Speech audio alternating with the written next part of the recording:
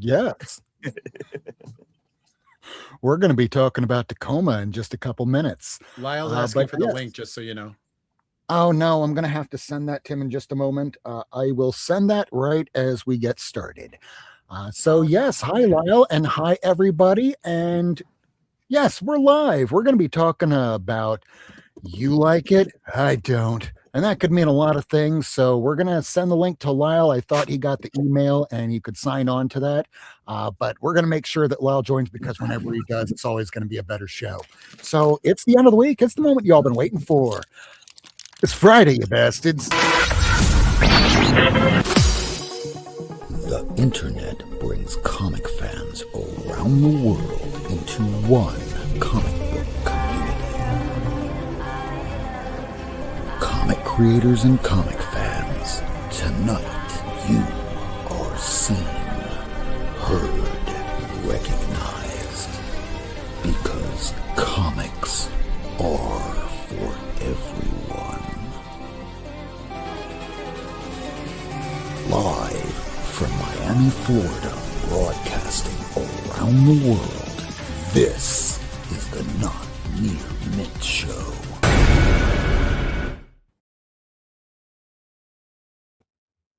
So welcome to the show, everyone. First of all, I want to thank everyone from last week, from everyone that was on the show, everyone watching. It was a great celebration of the show. But now we're the next week over, and now it's time to talk about a completely different subject. So yes, brand new day just dropped today. We're not going to be getting into too much detail on any of that because I know that Kingdom of Nerds is going to be doing a show on Monday, so do check that out. Yes. Oh yeah, you're surprised. Me talk about a Marvel movie? We've heard some good reviews. We've heard that upon second viewing that it might not be as perfect as one would hope, but that is why you're going to be checking out Kingdom of Nerds on Monday. But otherwise, I want to thank Kevin and Tacoma and Michael. They're all here. And most of all, we have Tacoma down here that's working on a ladder. And what are you doing there, buddy?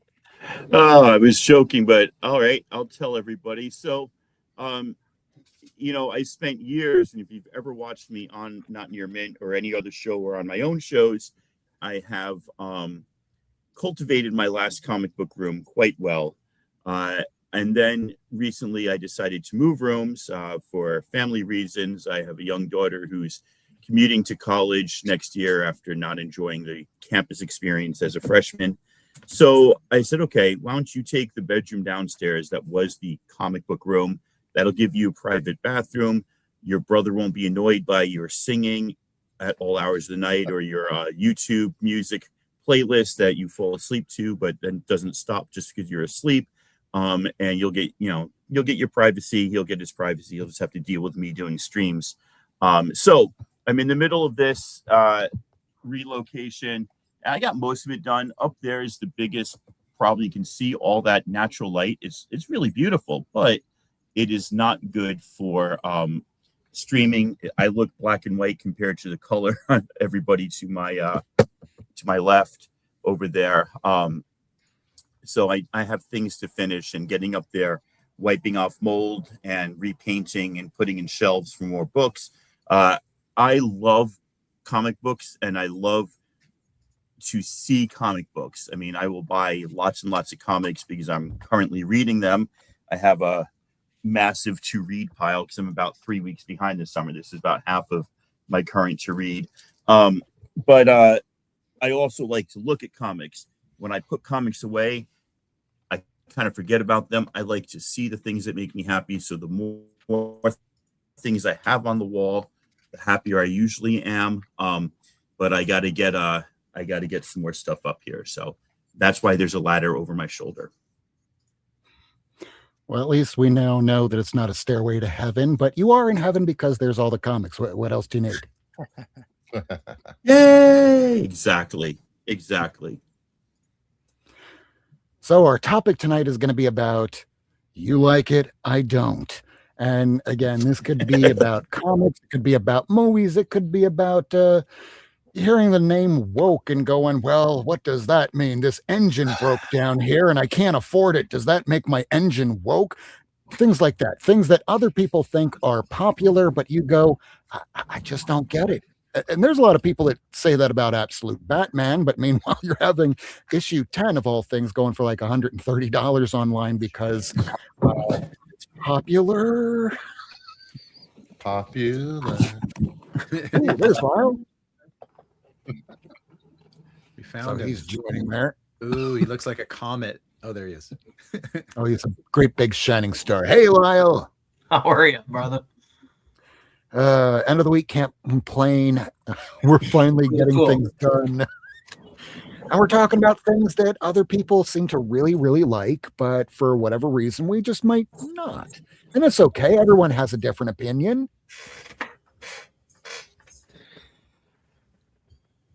Definitely, yes. You're like pulling teeth here.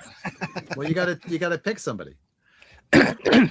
Michael, None of us since want to you- admit anything. That's the thing. No, it's I'll go first. He's like the Oh, worst. So- yeah. I misread it. Oh. I put out. I kind of have stuff that I like, but I don't think other people are into. I don't have much of the things that I don't like. If that makes sense. Okay, well, think about that. I I'll- no. Oh, go ahead there, Mike. Absolutely, go ahead. Sorry, but, I got Okay, a hearing so I'll- issue.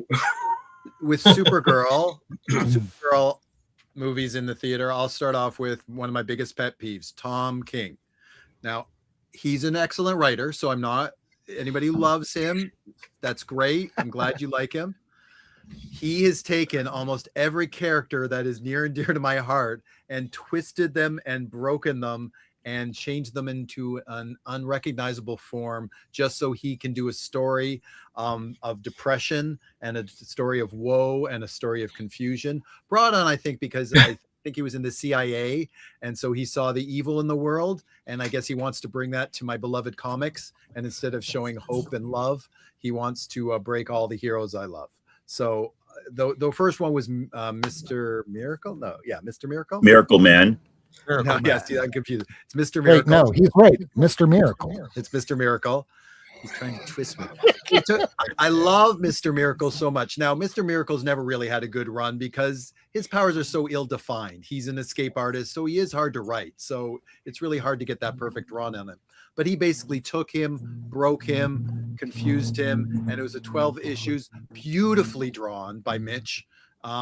Interesting to read for sure. It's still an interesting comic. It's just not recognizable to the person I know or the DC universe I know. And it was basically about depression, I think, or PTSD, I think.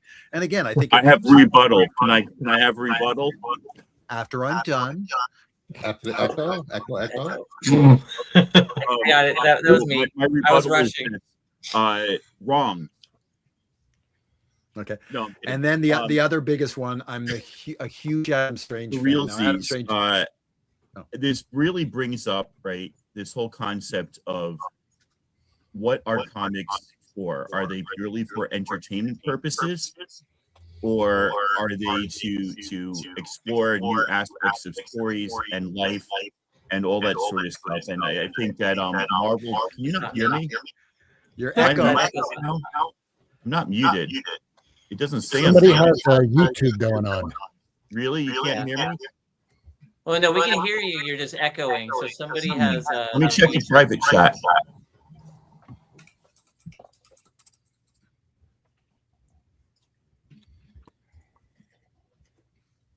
Hello. So I guess it's probably I'm not Tacoma- muted. you probably have YouTube going on. Yeah, I guess we'll just have to give away my TSX1. My YouTube's muted. Or maybe I just can't hear you guys, but you can hear me. That would be even more We- interesting. Kevin, can We you can mute hear you. Ian to see if the echo goes away if we mute him? I'll mute. Hang on. I have absolutely no idea what's going on. I will. Well, you know, with all the fires going on, it's a wonder that I'm even here. Oh yeah. Is it close to you, Lyle? Yeah, to less than 20 miles. Oh Jesus, I'm It so says you're in the show. Everyone can hear and see you. We can see and hear you. You just might have. Hear me, or at least I can't hear all of you. You're gonna have to I don't leave and think come there's an back. echo now. Oh, see, I can't hear Bruce. Leave, come back. I love Art Me. Leave, come Lyle, back. you're good. fine. You're fine, Lyle. I'm just gonna go and come back because I don't know. There you go. Well, I can It's a finish my Tacoma rant thing. then. Can I finish Yeah, my first few rant? minutes of the show, always love having a train wreck like that. Well, at least we know it's Ian because the echo's gone now. Oh man, in the early days of doing this show here, I used to because I still have one on the phone, one over here, just so that I can see the broadcast, make sure everything's working. But there were times where I had it on the computer and it was playing the show in the background, and no one could figure it out except that it was me. All right, It's Michael, so go. embarrassing when that All right, happens. Mike. Please, I just want to finish my rant. Please, nobody Yes. speak. I don't agree with your rant, so this is great. I know, Starting off but strong. it's okay. It's okay. It's an opinion. Opinions don't I have to know, be that's what's good about facts.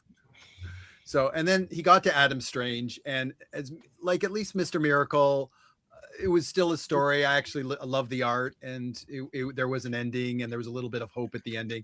Adam Strange was just taking the character I love and knew, and basically putting him through a blender, making him unrecognizable. He went from this clever sci-fi pulp hero that I loved, being drawn by Carmen Infantino and written by Fox Gardner, and he basically turned him into a traitor of two worlds just to save his daughter.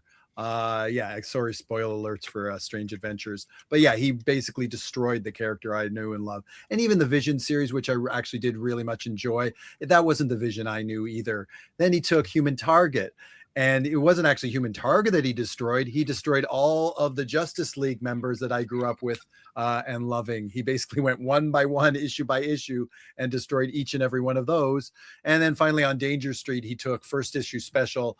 To be honest, those characters nobody cared about, and he decided to do a whole series on them. So and even Up and Away, which actually is one of my favorite one by him, there's a lot of good moments in it. It's as a whole, it's okay. The individual issues are a bit of a train wreck, just kind of making his point time and time again. So Tom King, somebody a lot of people love, and rightfully so. He just destroys my characters that he touches. Okay. I got some questions for you then on it.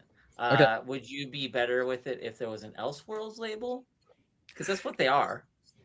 Yeah, like I was thinking about that before the show. So I was thinking about that as like, what if it's Elseworld? But no, because he took a character I love and destroyed. He made him a traitor. He made him evil. So I don't even like that, because it's, Elseworld's like Gotham by Gaslight. It's like, oh, there's still a hero of Bruce. It's just in a different setting.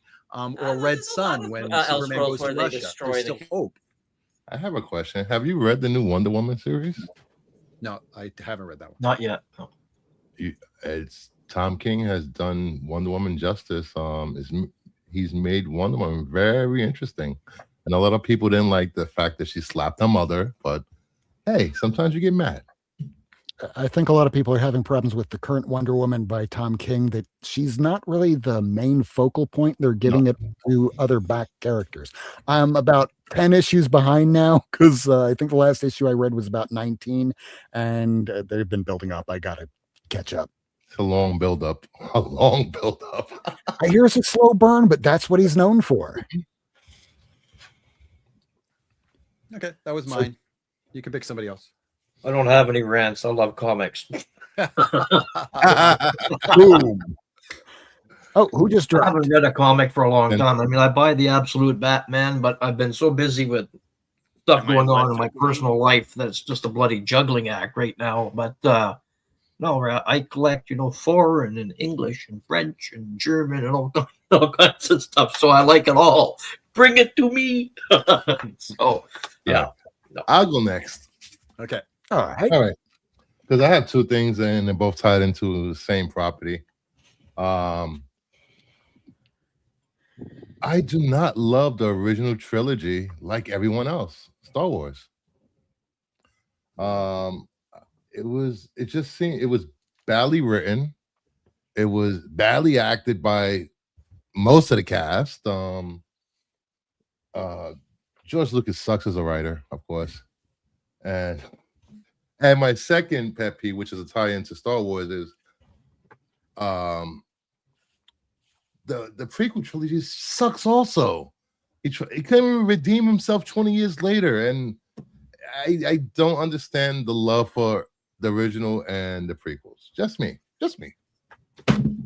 That's I think it's more the digging in deep so much to the lore where people are picking out just random ass bots in the background and giving them a full backstory and origin that isn't Boba spelled out in Fett. the movie, Boba Fett. but it's taken as canon for most of the fans. Yeah. You know, they have this headcanon that never happened in the movies. And I don't know how many times George Lucas has to say, those books are not canon to my Star Wars. And they still keep going and going and going. And Star Wars fans are so exhausting.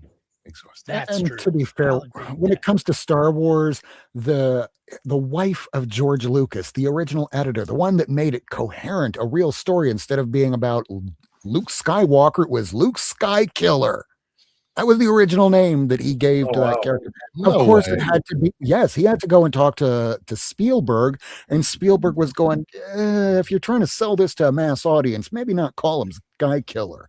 But it was George Lucas's wife that he later divorced that helped make Star Wars what it was. Because just when you think of just a single name, it's not one person that comes up with everything. It's usually the people around them. And when you ditch those people, sometimes you don't get a project as good as you might hope. And he's back. I'm back. And my computer's like, I'm in the middle of talking, and my computer just goes, restart. I'm like, what the fuck? So what happens okay. when you have an old computer? This is funny. I have a top of the line. It's a gaming laptop, but it's like really expensive. It's like, you're supposed to be good. Yeah, Hello. I'll just say, as a huge Star Wars fan, I agree about the prequels. I don't think there's a big argument in the community in general. Kids who watched it, the prequels, when they were kids, I think they appreciated it because they were kids and it was kind of targeted for them. I don't think that excuses bad writing still, but they appreciate it a lot more than an adult who grew up with the 1970 version. For sure. But I would argue, if we're going to do Star Wars, jumping on, and I didn't even hear the first part. He has something to say. Generationally, Star Wars is always bringing new fans in. And I think it's actually, even now, the new trilogy was a hot mess. But you know what? That was a new generation of kids that watched it for the first time. Star Wars is best when you're 8 years old. Yes.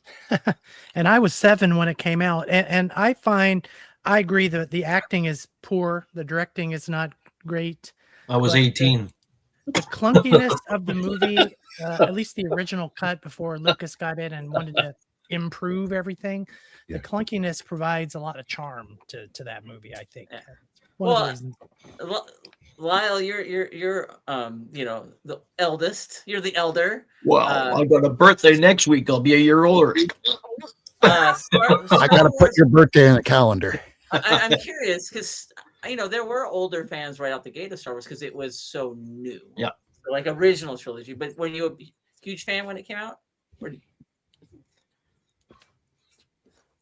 I went to that Star Wars in '77. It was like the biggest thing ever. I mean, people that it wasn't that much talk where I was from, but everybody was saying, "Are you going to go and see this new sci-fi movie coming out?" We're paying like 60 cents to go and see a movie, and we went in and saw it. It was like you lived through the culture to be able to remember it a lot clearly than probably anybody else here. So just being able to hear what that experience was like, building it up from, hey, what's Star Wars to the number one, hey, Tacoma really has something to say. Okay. So I apologize to everybody about that. For some reason, my other computer just decided to stop giving me volume, and I couldn't hear anything. So what? Exactly. Thank you. I'm not falling for it. So I'm jumping back to Michael's original yuck of Tom King, and I was making a comment. I don't know if you ever saw the video where some Stan Lee and the editor of DC back in the 70s were on a panel together. And Stan Lee is saying we can tell good stories, and the editor of DC is saying comics are for entertainment purposes. And I think it's a legitimate argument. You could see both sides of it. I tend to like the deeper meaning stories, and I think that's what Tom King excels at. What he did for me is I had no idea who Mr. Miracle was because I'm not a DC fan. So before Tom King got a hold of him, I wasn't even paying attention. And sometimes when Tom King does that, like it falls flat. He did the one where it was the mental health psychiatrist for all the DC heroes. Identity crisis. Yeah, Heroes in Crisis. I didn't think that was just very good, but you know, when he hits really well. And I absolutely love Tom King. But if you have a vision of your characters, vision pun, if you have a vision of your characters that are beloved to you, and you know you've been reading the same characters for years and they're meaningful for you, I can understand how somebody changing them doesn't fit, you know. So I do see some interesting sides of that. I happen to be a Tom King fanboy, but that's just me. All right, on to Star Wars now. So here's the thing we all need to remember. The term blockbuster did not exist before Star Wars.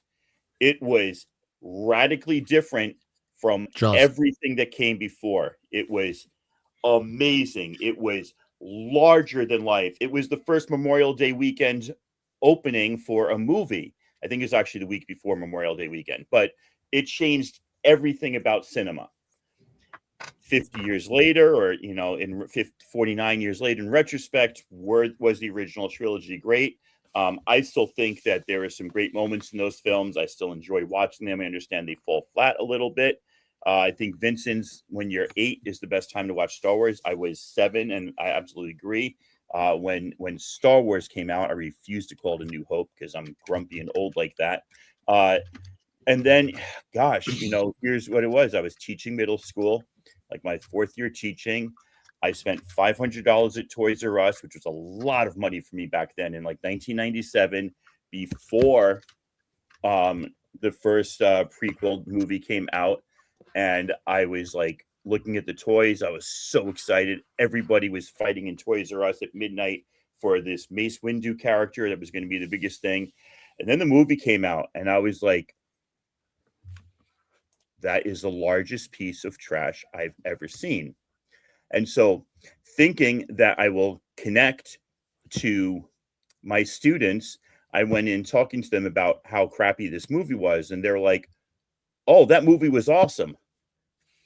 And it was like, I was 28 at the time or something. That was my first like introduction to generational like differences and something. Like I don't see how anybody could have looked at the prequel trilogy and thought it was amazing. And now there's people who love the prequel trilogy that look at the sequel trilogy and are like, that was horrible. So 8 years old is a great comment. I think there's something in Star Wars for everyone. It's hard to say when somebody says, I don't like Star Wars.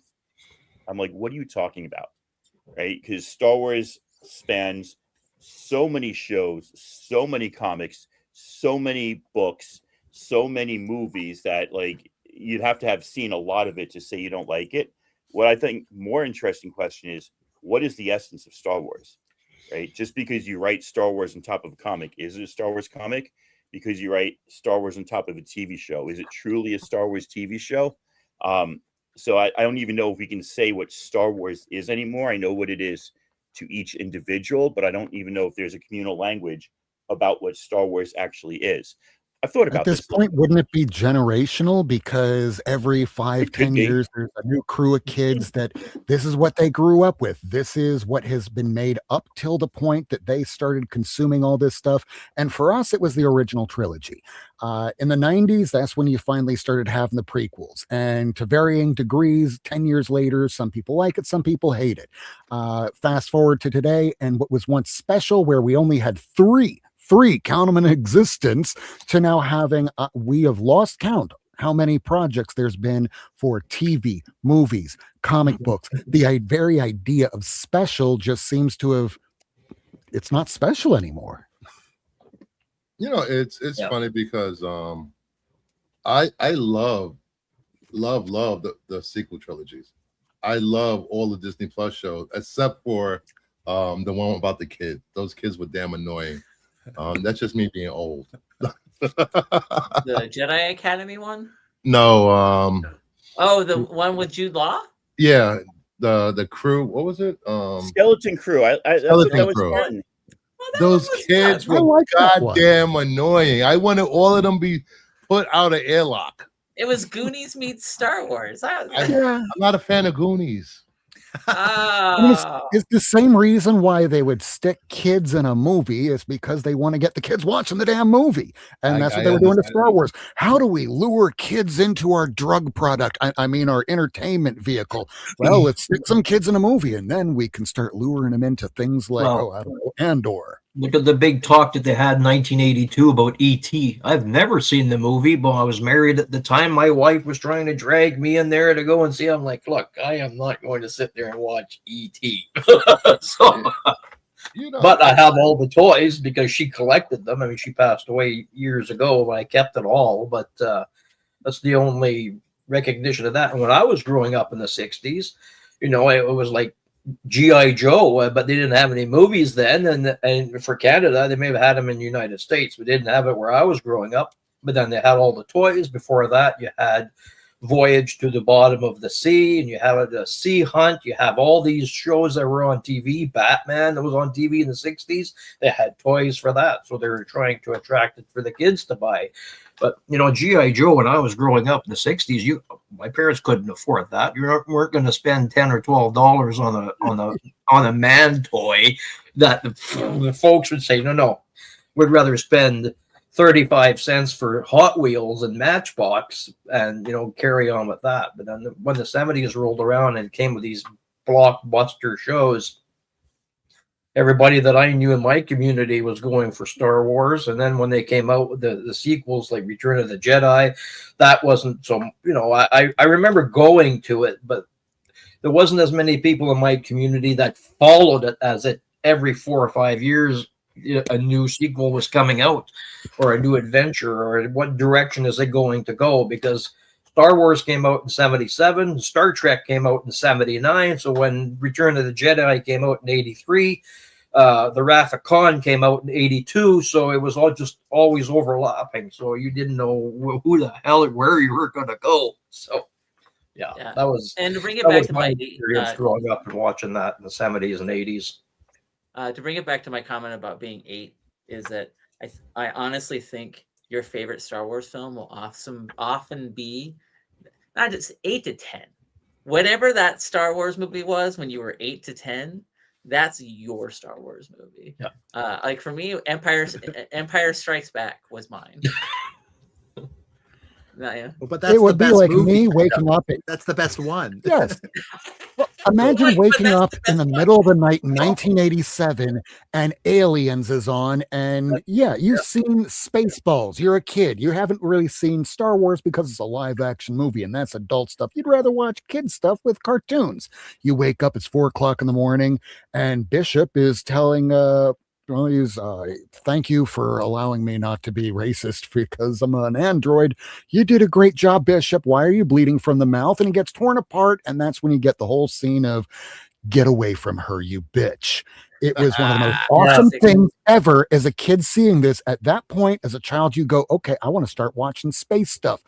What you mean Star Trek and Star Wars is based on? Okay, I got to start watching that stuff. So that's how a kid winds up doing it. Just out of the blue, you see it on TV, and now you are locked in. You know, I will Buck Rogers in 79 too, right? Buck Rogers is great. Oh, Buck Rogers is amazing. Yep. Battlestar Galactica. Aliens for me. Battlestar Galactica, yes. Aliens for me is better than all 3 original trilogy Star Wars movies. I love Alien franchise more than I love Star Wars because I don't feel like Star Wars is a true sci-fi property. It never has been. No, it's not sci-fi at all. No. Yeah, and I'm a sci-fi guy at the heart. So I think there's you know, again, it's so incredibly large that it is impossible, I think, to just say one thing about Star Wars. I love Star Wars. I hate Star Wars. You know, I actually like the sequel trilogy better than the prequel trilogy. You know, I think The Last Jedi was great. I think that's 2 words. Got it. Hyphenate it. I think I think the rise of the Skywalker was silly, but I liked the first two before that, especially the second one. Well, I think but- that Ian, I think that has a lot to do with the current trilogy. As adults watching this, obviously kids don't give a crap about this stuff. What I'm about to say. Right. The modern trilogy became a pissing contest between creators. So you had J.J. Abrams who started it, and he couldn't handle the load of doing a full trilogy. They bring in Rian Johnson, who had a different vision than him, and I personally absolutely adore Last Jedi. I know it's a mixed opinion. Not everyone will agree I with love me. it too. Yeah. I love it too. But you know what happened is that hey lady, She's such a what big happened Star was- Wars fan. The biggest. She's like, can we move past Star Wars, please? I know. No, So all you of get it. JJ, Now that Lady's here, you get Ryan, but then what happens is Disney's like, well, JJ, can you close it out? And it just became a pissing contest between creators, and Rise of the whatever the third one's called. The Rise of the Skywalker. It became Poopy. it became a pissing contest between Ryan's vision, which JJ didn't like, Skeletor dog. because if there are there's the original screenplay that they were going to use when Rian Johnson was going to do the third. It's available online. It's now, of course, screenplay is easy to like imagine what it's going to be like, but JJ came in and is like, no, we need to bring Palpatine in. And I'm like, and there's a reason why it's dunked on so much. You know, it just became creatives as opposed to the story. So I'm assuming Disney's going to do another trilogy again at some point. Just give it to somebody, one creative team, and have a cohesive vision. I will say this. Disney has created better Star Wars than George Lucas ever has. Between the sequels, all the TV shows, you know, Star Wars is doing $1 billion plus in merch just freaking merch. Not having a movie for like a decade almost, and it's still doing $1 billion a year in merch. And that's, You know who's about laughing? it. George Lucas. He is laughing. Fools! You know, and if Disney would not have bought Lucasfilm, it would have just been sitting there. I don't think he You're would have right. did anything with it. Disney alchemized it into money, money, money. And, Yeah, I mean, he was I said already earlier pretty- in that, you know, Disney's not you know, completely swinging just and a missing thing. every time. It's No, just so, a I mean, thing that here's- makes stories. Here's for the people. Here's the Disney history, right? You've got the I last don't want to know. season of Clone Wars, which in my opinion is amazing. You've got 4 Oh. seasons of Rebels, which in my opinion was amazing. You've got Resistance, which was underrated. It's a kid's show, but there was a 3 or 4 episode arc in season 2, geek alert, that was about, it was brilliant. It was about this young girl who didn't like when she found out her friend was a spy working for rebellion, and it turned her away from him because he had lied about things, turned her away from him to the dark side, and he had to go and pull her back. And the modern politics like relevance there was amazing for a kid's show. Is brilliant. Mandalorian, 2 seasons, introduced an entire new generation to Star Wars and reignited hey there, Kenneth, reignited a love of Star Wars for everybody. You got Ahsoka, you've got parts of Obi-Wan, very small parts of Boba Fett. And then you've got what I consider one of the greatest TV shows, not the greatest Star Wars, one of the greatest TV shows ever, Andor. 2 seasons of Andor. Well, Greatest you didn't even TV list show. Bad Batch. Bad Batch is great. Right? Absolutely. it's Absolutely. Filoni. Anything that's Filoni associated is usually going to be hold on a quality. second. Who was the executive producer on everything I just mentioned? Kennedy. Kathleen Kennedy. And little pissed fanboys love to get misogynistic and say shit about Kathleen Kennedy. Oh, look at Acolyte. It's so woke. Look at, fuck you all. Look at Acolyte was Rebels. amazing. Look at Expansive Mandalorian. universe. Look at the season 7 of Clone Wars. Look at it all. She was in charge. If you're going to rip her, you give her credit for Mandalorian. You give her credit for Grogu. You give her credit for all that amazing watch it. stuff Just that has watch come along. things. She was in Mhm. charge during that too. Fuck all those misogynistic haters. I'm gonna fucking take my fingers and poke their eyes You out. know what? If they I hate it, you're probably apologize. doing I'm something done. right. Rebellion. That's my answer, by the way. And that's why I love Andor, because it was the first show that answered what rebellion really meant. Anyway, thank you. Do you know Or what hate hell, means? Queen It- Kennedy. Yeah, the hate in this realm still means engagement by paying for the content. So if they hate it and they talk about hating it, it's like, oh, joke's on you, bitches, you paid for it. And that's You have that's I to was a just new, talking about that's a this the other new day. It's the Streisand effect. Yeah, it is. Like good news is bad news. All news is good news. If your name's in the papers, it's working. You know, You and got a something, lot, Ben? a lot of viewers of these hate channels and hate Star Wars channels, they're not bright enough to realize they're being used by the creators. They're not. That's what's funny. What? Am I I know wrong? you're right. You're right. You know, I saw that Don't this tell them. morning. I saw that this morning. You go, lady. I saw what you did there. That was a laugh. Don't tell them. I got to find out about that later. Don't let them know. Tell them later. Star Wars Love Island. I Well, watch it like But, and he said. lady, what you just mentioned is a relatively new concept, right? Well, to some like people, it's as old Social as media, time. like specifically, right? You had to write an article and get it published in a newspaper 30 years ago if you didn't like something, and it had to be relatively intelligently written, whether you liked it or didn't like it. Nowadays, anybody with the setup we'll have in front of us, It's Bat can Boy. get on and be like, let me tell you why so and so ruined this property that you used to love, and blah blah blah blah blah. Flashing lights, big social media. It's too much egoic bullshit and less fact.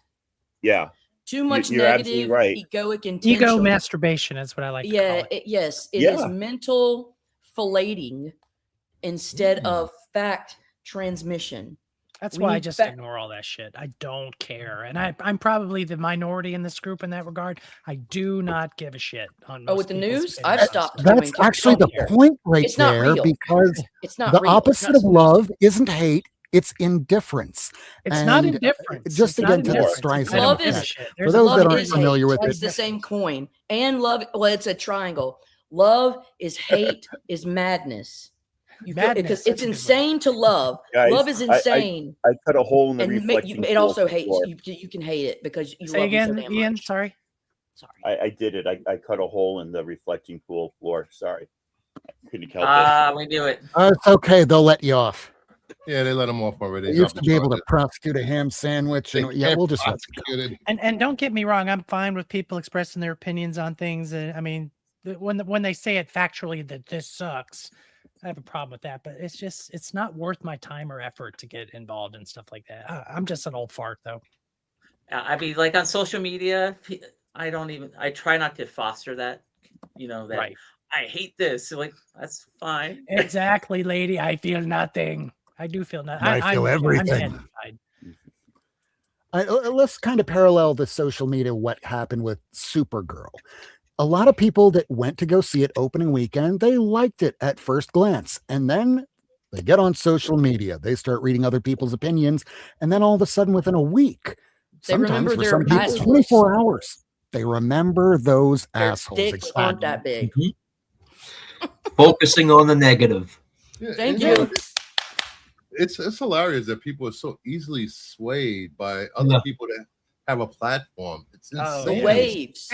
So Bruce, It's- it's not it's not just surprising hate. at all. They I have mean, an I've done this opinion. shit for a living. They're I've seen it for afraid to 25 express it. years. It's just this is how people are. I'm not going to say it on air, but unfortunately, it's not just a platform. It's Mhm. coordinated efforts of like bots that are swarming and posting hundreds of thousands of negative posts to try to tear something Yeah. down from literal countries miles away from where it's happening, that literally are just replicating the information and nobody is actually typing it, right? So Mhm. it's not like one person is disagreeing. It is literally, you're hearing it from 100,000 people, 999 who might just be fake people, right? And so it becomes larger than just I don't listen to one person. It's not just bots; it's also people with an agenda. I mean, Yeah. Odyssey was too big of a movie for them to be able to do it too, but Yeah. Supergirl wasn't. Supergirl was. I haven't seen it yet, but from what I can tell, I'm going to enjoy it when I watch it. It looks like a perfectly nice movie, but it wasn't an amazing movie with a big community of fans to support it. You know, when they. It's just there's too many professional assholes, and there's too many people who, pardon my French, who get boners off making other people miserable. Oh, that's not French, my friend. No. No, it, Go ahead, something? lady. Go Go ahead, lady. Well, you know, people have opinions, and when they try to express them, they get shot down, and they don't want to say anything, so they jump on the negative bandwagon, and everybody gets on it and thinks that that's just the right way to do it. At my opinion, I don't give a rat's ass about the bandwagon. If I like it, I like it. If I buy, Like what you go like, and love see what it. you love, dislike what you dislike. Yeah. All right, looks like we're going to church with Lady. Take me to church. The whole thing about the Odyssey is, are you swayed by the local densities you find yourself trapped upon or No. within the sea of infinite, the abyss of all? And wait, I think we were just talking about the same thing reflected in media and reviews of certain films. Do you see how everything is a fractal of itself? Good talk. There's a fractal. I got your fractal right here. Oh, you're still number one. I got a fractal. I got a fractal called Thrilling Wonder Stories from 1954. Yeah. Bazinga. Can I Maybe throw it's one 19 out now, Rob? I think we are ready to do. Pivot. I had to shut him up. Sorry. All right, y'all. I'm going to say I think to start, because this is my opinion. I think Batman is boring. Not a Batman fan. Never have been. Never have been. It just doesn't resonate with me. I'm curious. Exactly. I am legit curious, Kevin, because I'm not a big Batman fan in comics either. I like the movies well enough, but if I don't it's like the movies either. I like the first Keaton one. The second one's okay, but most of the other ones just, I mean, to me, particularly after Frank Miller. Now, there's some things I love. I love the TV show from the 60s. I love the Batman animated series, Batman Adventures comics, Mike Parabek, you know, that kind of, I really like that stuff. But after Frank Miller, and I love that series too, don't get me wrong, I think a lot of writers who took charge of Batman were just trying too hard to make him dark and gritty and edgy, and it ends up going over the top too much, where it just loses my interest. And I'm one of these weird people that when I'm watching a show or reading a book or whatever, I need somebody to root for. I need somebody to root for. I need somebody to be a fan of. And I don't care about Bruce Wayne. I don't care about Batman. It's just not interesting to Just me. Alfred. Oh, I like you know what, Alfred, Kevin? and I What about probably like David? his rogues gallery better than I like Batman. I'll even say I like Bruce Wayne better than I like Batman. And I wish they Kevin, did I more. got a bad one. As much as I love Grant Morrison forever ruined Batman. Maybe. Why? very Because strong after they wrote Tower of Babel, which was great, I love Tower of Babel, but ever since then, every future writer of Batman used the story of, well, if he had enough time and preparation, he can beat anyone. That is the story that created that entire idea. Before then, he's just a dude, a Yeah. detective. He has trained his body to his peak, but he's still just a man. Grant Morrison turned him into basically a god. You turn him into a and that's part of it, I think, too, Rob. That's a great point. Do you care Well, that here's Mark what I'm Waid gonna wrote ask. Tower of Babel, Rob, or I'm you just making want to a give it to flip. Grant Morrison? Oh, Bo. I choose Vincent, then Lady. I'm going to be a teacher today. Thank you, God. Thank you, Ian. I have never read Tower of Babel. But I know all about it. So there's that. I'm curious for Kevin, because I agree with you. He's been made too edgy, but that is why I, who don't buy Batman comics, fell in love with a run by Dan Mora and Mark Waid. Have you ever read World's Finest? Nope. I would absolutely recommend it to you. It's a spin retelling of the Silver Age. It brings Batman to being not edgy, but serious with his best friend Clark.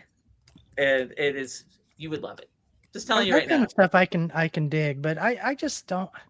So many writers these days, as I said earlier, I think are trying too hard, and maybe it's just me, but I just feel like I see right through it half the time, and I'm not entertained as a result of that. I just want things to flow, and like the Tom King that y'all talked about, and I get some of y'all because you have been involved in the milieu of Supergirl for a long time, whereas for me, I didn't really read a ton of Supergirl, and I loved this. I thought it was Great book. terrific. But I don't have 25 years of Supergirl history in my head where I'm reading it going, no, that kind of thing.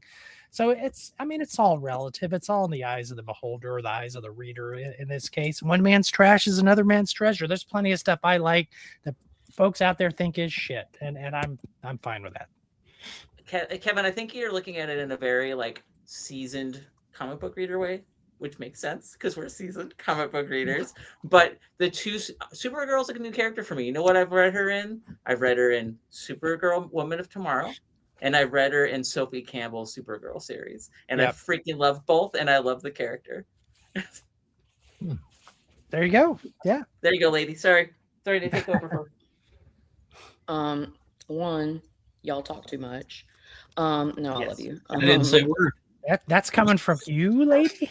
Yeah, I know. It's like knows like, right? I'm just looking at my reflection in the masculine form.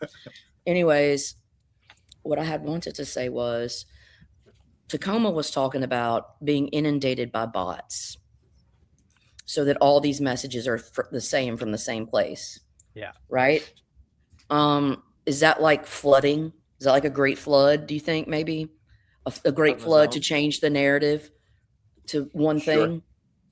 Does that remind you of something? Sure. Yeah. It's a flooding to cleanse the palette, to create a narrative based on babble, based on what anybody wants to say something is, right? Like a Tower of Babel, like maybe how the Bible got created. Never mind. Next. All right. Pretty sure that's Twitter I today. haven't read that comic though, lady. What's you say about my mom? I said I haven't read that. He hasn't read that one either. Oh, okay. Yeah. That one is it's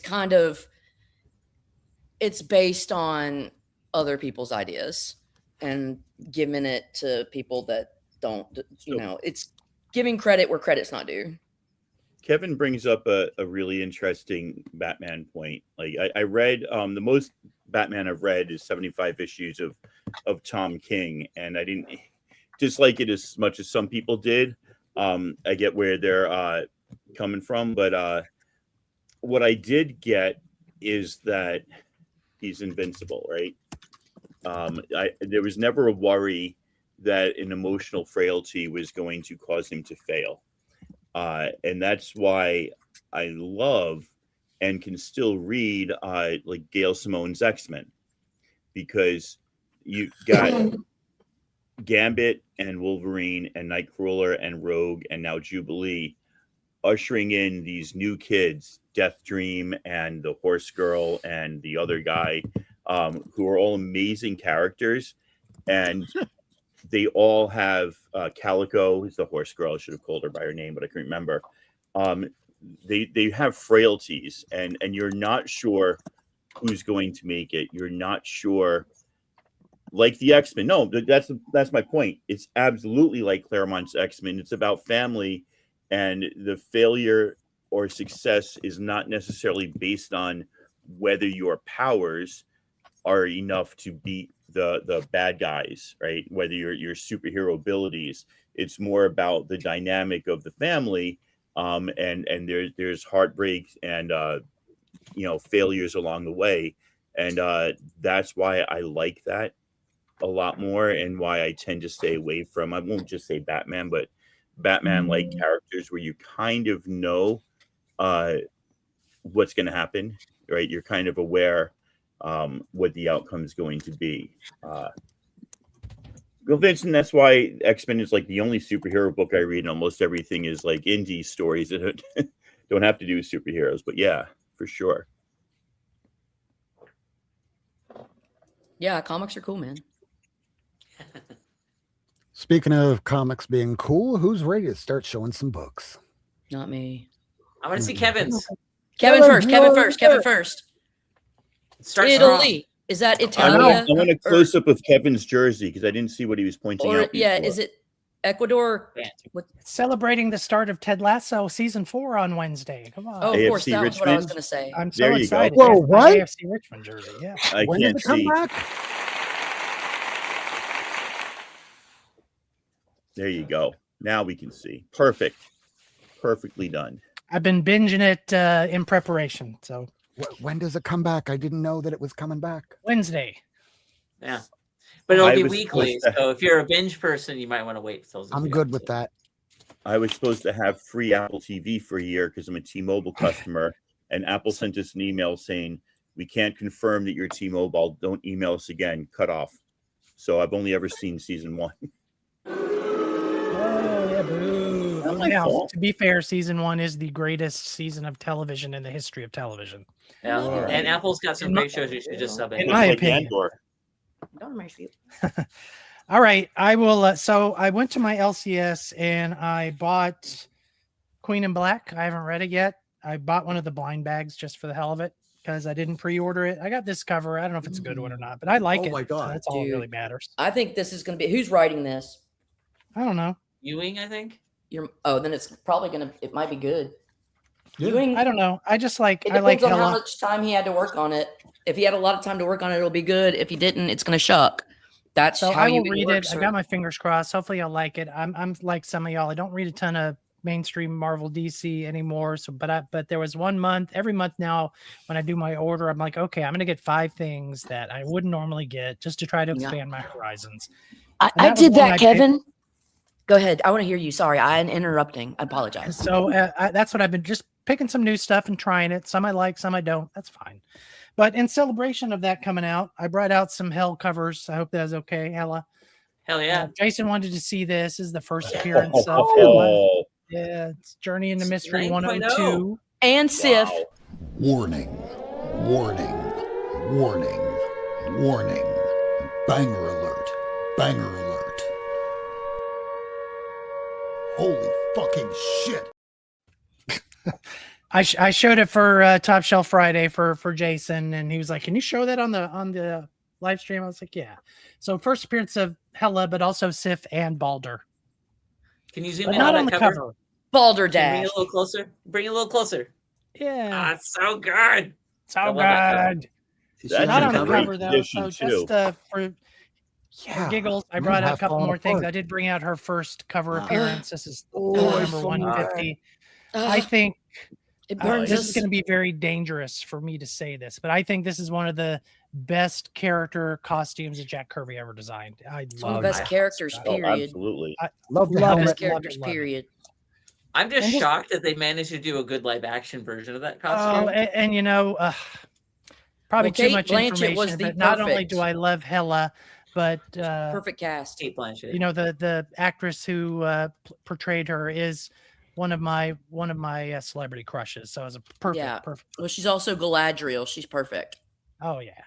She's yeah. amazing. She's my age, so you know She it's can do safe. no wrong. I It's said it, but she's Here's the another queen of one. hell. Here's Thor 186. I have that one too. 186, baby. 186, baby. And here's 186. 189. So I just got a couple of these. I've got that one too. We are so Yay. on Hella. Good. I'm glad you like Hella Yay. as much as I do. Now for my Billy. regular stuff. I got some things that Michael hates. As he said earlier that on our chat that some stuff is fair game to hate. But anyway, I got a Kitty. couple of these strange sports stories, Brave and the Bolds. I'm really excited to have these. Oh, This nice. is number 40. These are out of order, but this is number 49. Gosh, I don't like I those, did 5 but of these. I think I've got 4 of them now. I'm missing one more. The What is strange going on? sports Is that a stories. gorilla? Is that It a is gorilla? a gorilla. You can never go wrong with a gorilla on a cover. Come on, y'all know that. You know, the rules don't Mhm. say a gorilla can't play, just so you know. And then here's number 48. Some old-timey dude in an old-timey car racing in the Indianapolis 500. Yay. You're funny. You're too funny. I showed some of these to y'all last week. I got a couple more in this week. Some new stories of Sergeant Fury that I didn't have. This is number 115. Love Those it. are great. The art in those later ones are really. Did Gil Kane do some of those? Mostly Dick Ayers did. Oh God, that's why I love it. I love it. No, Dick Ayers and the Ghost Rider stuff. There's your dick. 116. Is that Namor Yay. looking? It looks like Namor, or is it GI? No, it's sexy Nick Fury. Oh, that's very homo. That is very homoerotic. Yeah. It is. Those It tiny is very. yellow shorts. What did you call that Mm. homoerotic movie? The house. What is something house with the guy that's in Dirty Dancing? The Dirt Odyssey. House or Patrick Roadhouse. Roadhouse. Roadhouse. Yeah. Patrick That is the Swayze? most ambiguously gay movie ever made. Is that in Top Gun? So remember, You're I not- said you're last not week that I wrong. was stupid because I not thought that wrong. I thought Sergeant Fury started with reprints with about issue 92, but I discovered there's like 20 more after that. That goes reprint new, reprint new, reprint new for like 2.5 years. Oh, So this week was also stupid in that there was one issue of Strange Adventures, Dead Oh, Man Strange Kevin, Adventures that Neil will you Adams did that I didn't realize he did. I thought I had them all. So Will you I let got Four the last Color one know that I when was did the missing Sergeant was- Fury? When did the Sergeant Fury reprints begin? Somebody in the Four Color Flophouse wants to know, when do Sergeant Fury reprints begin? like in the 80s, and then it starts going every other issue, reprint new, and there's a couple of exceptions. They do like 3 in a row new at like 95, 96, 97, but it pretty much goes new, reprint all the way to 120. 120 is the last new issue. That help? Sounds- Perfect. Did I lose everybody? Okay, got No, all I- that. No, I did it for him, and I want to be quiet to respect you because I felt bad about interjecting, but I wanted to do it because you had information that I didn't. So it's Strange Adventures 216. This is the last Dead Man issue with art by Neil Adams. So good stuff there. And then another book for Michael to hate. I got 2 issues of Lois Lane this week. I got number 55. Yeah. Nice. I still need that one. Kevin, Yeah, you me- know me, I me love. and Lady are like Lois. in sync today. I can tell. No, I love Lois Lane. Kurt Schaffenberger. I love him. Don't listen to Yeah. him. He's lying. The Maple Man is lying. He's like Don't trust the devil. Maple Man. And then the last one this week. This is number 68. It's like 25 Michael's wheelhouse right there. I Marriage know. I'm being mean. I lie. I don't tell the truth. I'm being Back a to me. virgin. issue. So, How much did that cost? How much did that cost? I paid like $35 for this one. 35. It's pretty high grade. It's For an 80 very page fine giant, near it's mint. worth it. That's nice. Most of those things were not sent to the kids, so because of that, they'd No, have to go to the and when I newsstand. find one in decent shape, y'all know I'm a condition bitch. When I find one in the condition that I like, I don't mind paying for it. But I'm You not going to are a overpay. condition But bitch. I really I love am, that you but know it's okay. that. Oh, I you love can to know call that me you're a that. good I call condition. myself that all the time. It's a blessing and a curse. For I think sure. you're well conditioned, bitch. Not good Thank- condition. Thank you. But it's a double-sized one, square bound. It's got the checkerboard Riley Racer checks on the top. So there's a lot going for it. And we get to see Lois Lane smoking a cigarette, holding a machine gun. How can you go wrong there, right? That's bliss right there. I tell you what. That's post-coital That's life. bliss. That's all I got. Go Greyhounds. All right, Michael, do you got anything? Richie Rich. Wedding. Speaking of Kurt Schaffenberger, Yay. from Superboy. But the reason I got it is It's because I got a it's whole the Canadian. Ooh. I got a whole bunch because if you remember, I'm trying to collect all 3 runs of, H for Hero. and so it occurred as a backup issue in Superboy for many issues. I've got all but 2, so I'll go through them quickly. But that's why I got all these, because they have the backup of Dial H for Hero, but it's also got some great Superboy stories too. If you like Superboy, I don't. Yeah, there it is. They And keep those are moving new it around. stories, right? I don't have any that late, but they're still doing new stories at that point, right? Yeah. So that's why I got all these Superboy, some Gil Kane covers. Gil Kane always drew Superboy more like Superman. What's his name? Alex Saviuk. I'm probably gonna get that wrong. That's right. Saviuk. That's another dial. They keep moving it around. It's at the top. It's at the bottom. They got to keep you looking. You got to explore the whole cover. Oh, there it is. Where is it? Maybe this one isn't even one. They're now hiding it really good. They're not even telling you about it now. It's a secret. Shh, don't tell anybody. Oh, it's back again.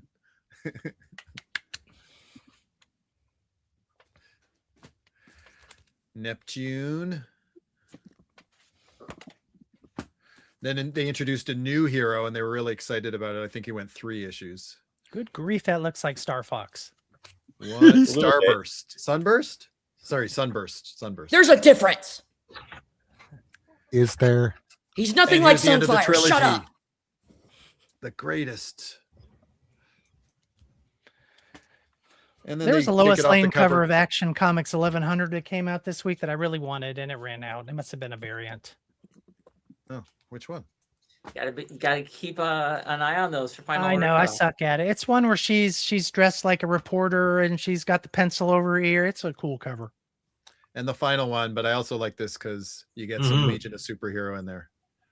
Now it's Dial H. Sorry, Dial V. LV. The giant villain. Sorry. What did you say about my mom? And then I will conclude this.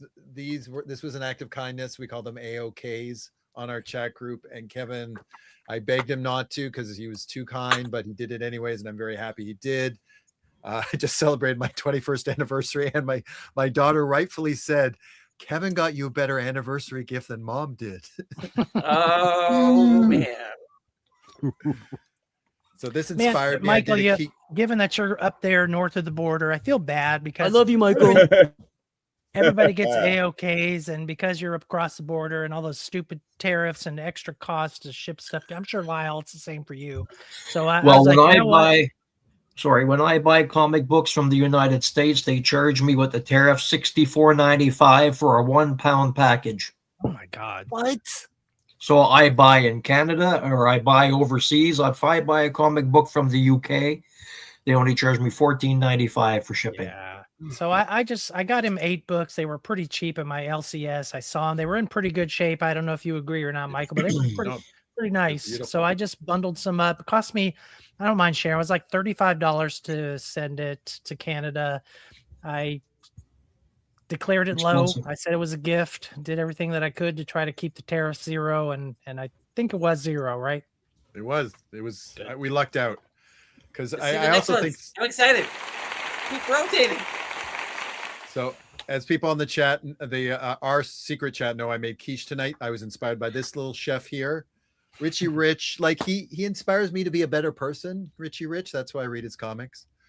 I'm also designing a floating chair because he inspired me again to get a. No, kidding about that. This is how he learned how to shave. But look, even shaving, look, they can't help but make money. The story I read today out of this batch, they sent Richie Rich on an April Fool's joke to like spots that were just jokes, but he managed to find like gems in one place, gold in another place, money in another place, just by luck, because he just lucks out. The bread. Isn't capitalism beautiful? Yeah. Do you think it's luck, or do you think because his parents are also rich that he just is surrounded by rich cakes and they're playing that shit for him without a doubt. The other story I read, he'd gotten all A's in school, so his dad, as a gift, gave him a 50-acre lot. And he said to Gloria, "My dad's always going above and beyond." 50-acre lot. Is that when he became Casper? Yeah, Casper was there. Look at this. They don't bobbing. They like, this is great. Bobbing for money. And come on, when we're getting away in nature, wouldn't we all want a little TV set on our little fishing rod? Because that's what fishing's all about. Casper. Look, I'm tickled, Michael, that I found those, and it was my pleasure to send them to you. Honestly, thank you so much. It was an amazing act of kindness. Thank you, Kevin.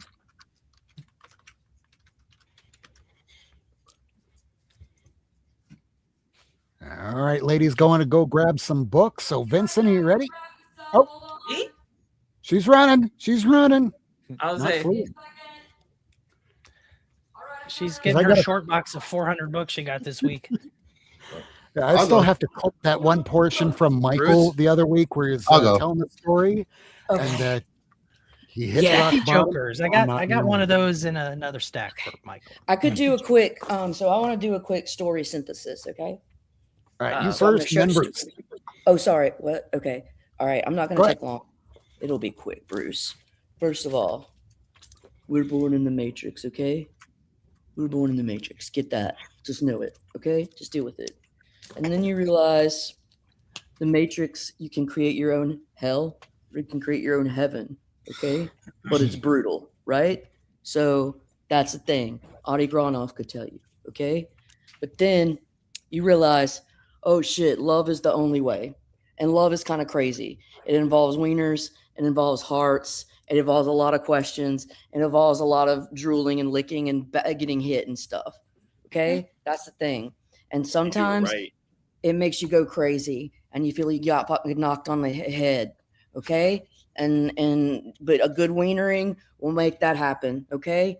It's literally just a land of Oz. All right? But It's about let then me you put gotta my go- mouth on that. But you got to go to the dark side, and through the dark side, the dark divine feminine, you can alchemize and make anything I possible. love See? that cover and I love Yeah. that story. Zatanna It's so is good. Anataz, right? So let's just Brian Bolland bitch it out, okay? Making magic, okay? So then, but see, what men don't like is men don't like magic makers, and they will take them out if they can after they've drained them for everything they got. And we can't let that happen. So what we employ is the good witch effect, all right? And she will tell you at all. She'll make it clear and she'll explain it all because she's got you pegged past, present, and future. And you know what she's got you pegged for? Pussy's the only main thing that makes it happen. Pussy is the thing that makes the world go around. That's the only thing. You know why? And they It's love the to peg. cherry on top of life. And once you realize divine feminine love is the cherry on top in life, and you can receive it or you can give it, but it's being part of it is the whole thing. You've come. All right. What if you receive and give it? That then you've come. Okay. That means this. Either That way. means you've got, look at me. Stop it.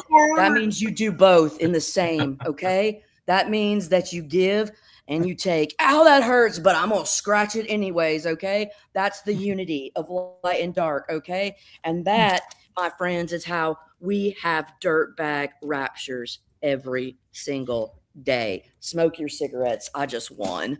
Okay, now I'm going to show you some of my favorite Fantastic Four covers that are just from a four. This is Rob, can we get a little applause for that? yeah, I know how to do this. That was Trust me, I'm a- well written. Well done. I can do it's off the dome. You know why?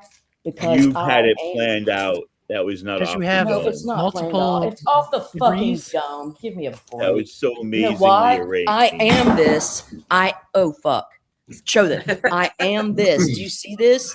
This is a time traveling geisha from Kra.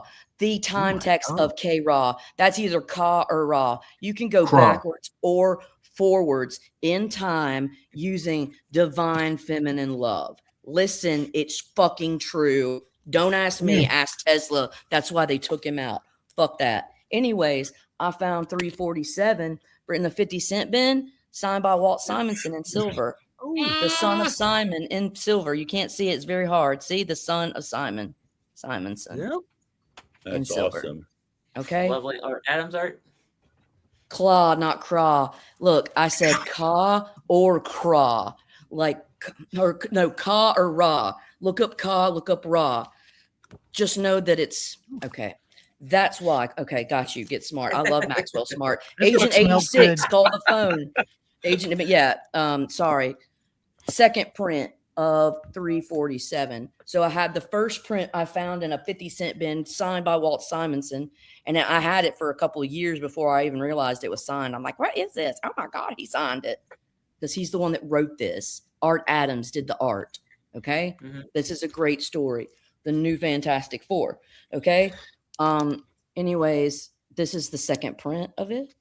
And then 348 Come in, new team. What's this? Art Adams, Walt Simonson. I love this stuff, bro. I love it so much that I found the second print for it too. Oh, If I nice. can I've never find a seen second that. print. Me Look, either. That is we wild. got copper and gold. These are both second prints of one of my favorite things. Because when you Nice. realize, when you So get a wild. few of your favorite things, you realize what flavors they come in. And then that's issue 349. And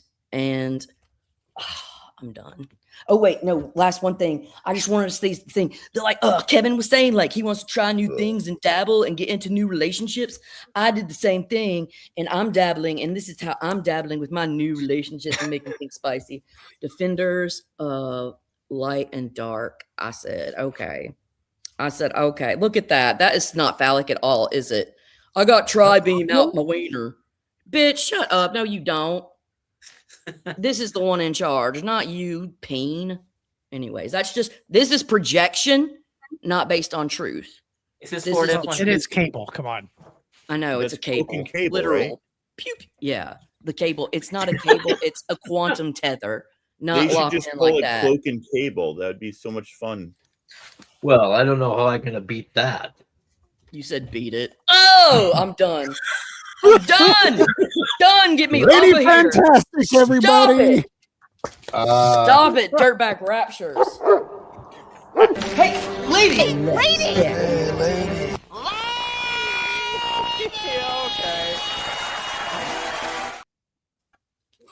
I'm Our done. favorite Lady Fantastic. I Finn. What have love I that done you have here? a lady like montage ready to go. Bitch. You know, Whenever I need it. So who wants I to go am the next, lady Walt montage. or Shut the fuck up. Bruce? I will go. Bruce. You know, we need some modern stuff here. Yeah, we Bruce don't. has different flavors, so he brings different really fruit don't. flavor. No, I it's love all it. good. I can be It's all fun good. sometimes. I love your fun. He was fun all the way until 2 a.m. last night. Oh my Hi. god, That that's too much was fun. fun. Phrasing. Do we not do phrasing anymore? That was fun. Bruce But, is too much fun. You got it all JLA packed up yet? Avengers, LA Avengers, the Alex Ross. Oh, very nice. Oh, Did man. you say LA Avengers? JLA. Oh, JLA Avengers. Avengers. Oh my Yeah. god. When did that come out? Last week, I believe. Yeah, I there's just got all my books this week. Midtown sucks. But is it a reprint of the Perez Busiek? Yes. Yeah. Look at Well, I that. got the originals. I don't need new shit. No, but that's great. I didn't know they made it. Yeah, it's I a have two the Cordell originals, too. cross cover. It's really I love nice. Hercules Yeah, batting Russ is helmet. We love you, lady. More did too. I know I've sworn off buying Mark Spears Monsters, but I can't help myself.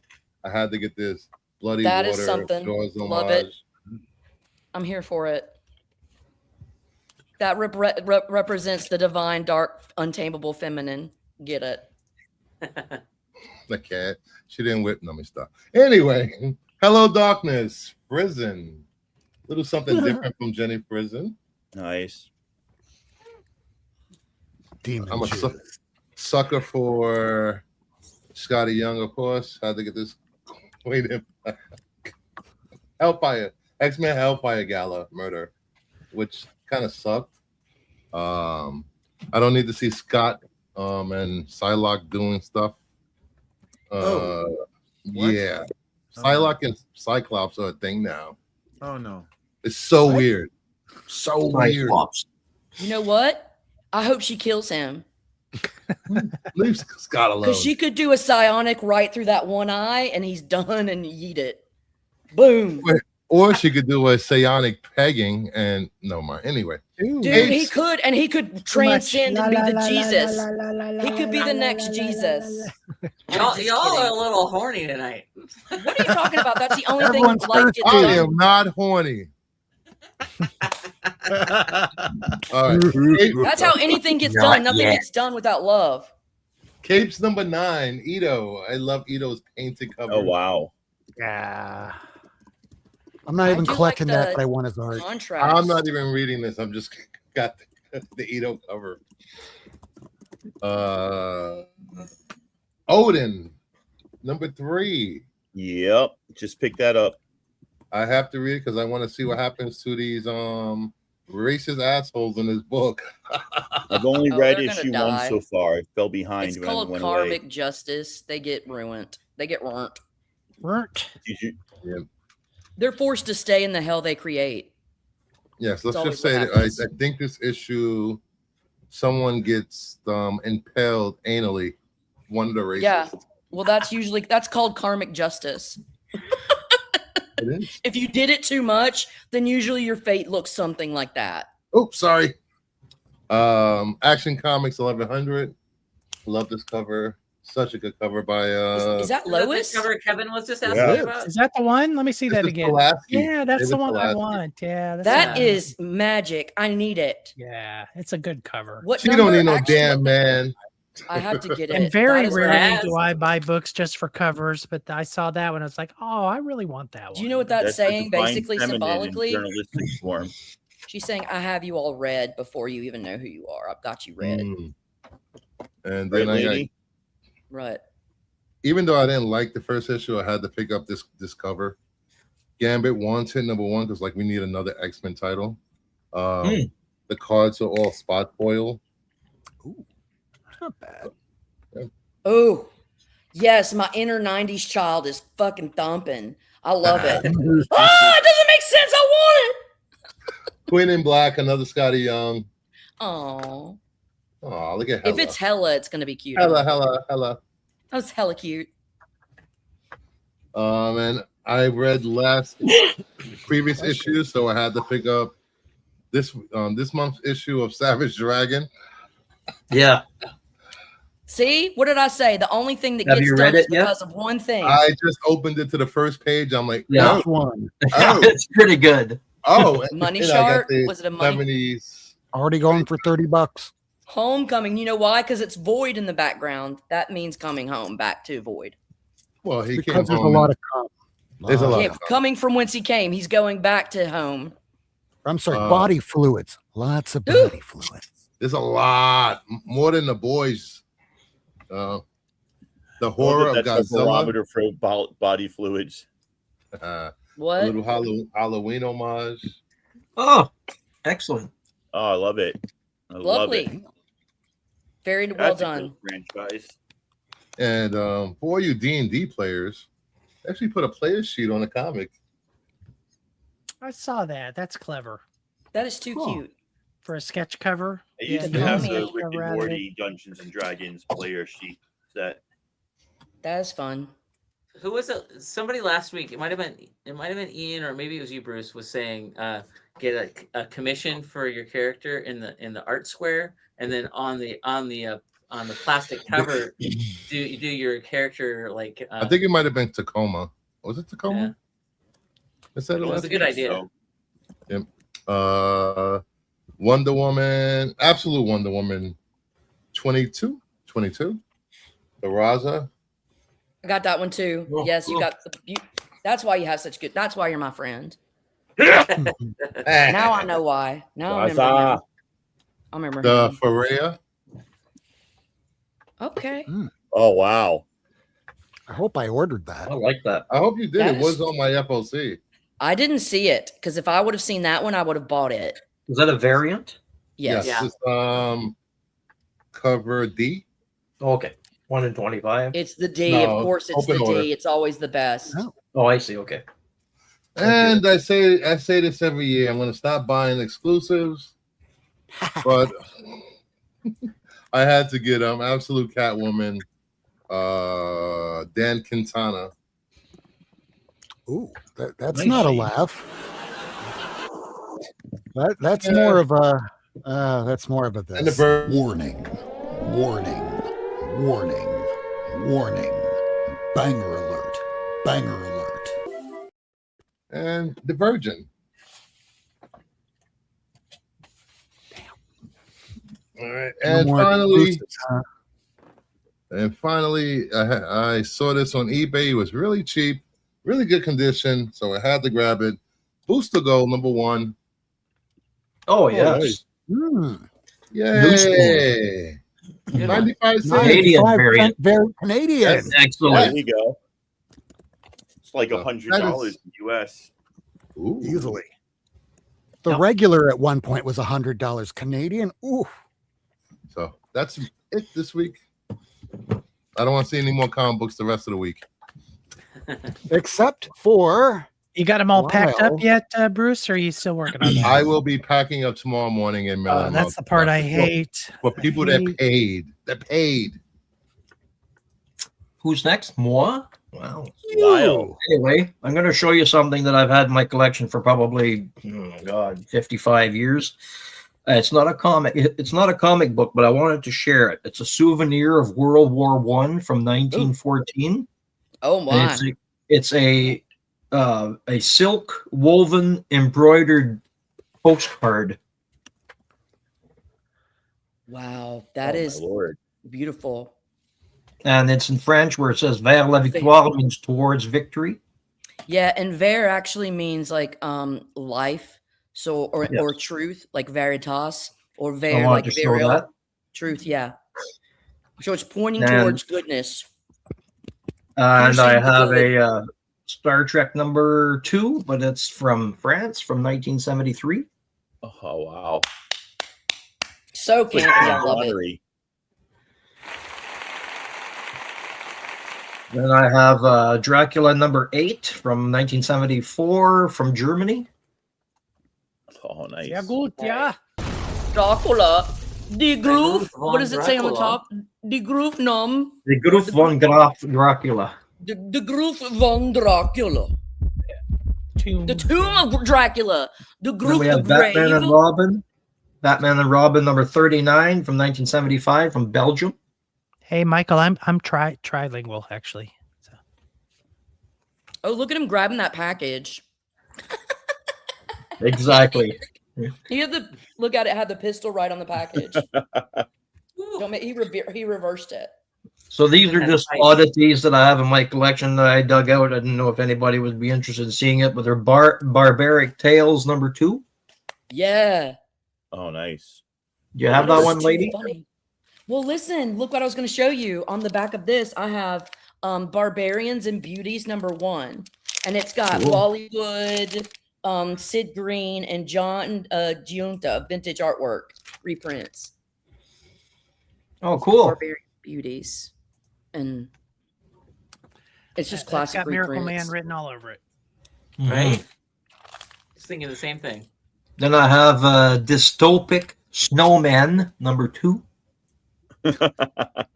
I don't even want to know. what? General Mechanics Bugs the Fly. I remember getting that when I was a kid. Jim number 1. Journey into Mystery, Volume 2, or Nope. Jim number 3.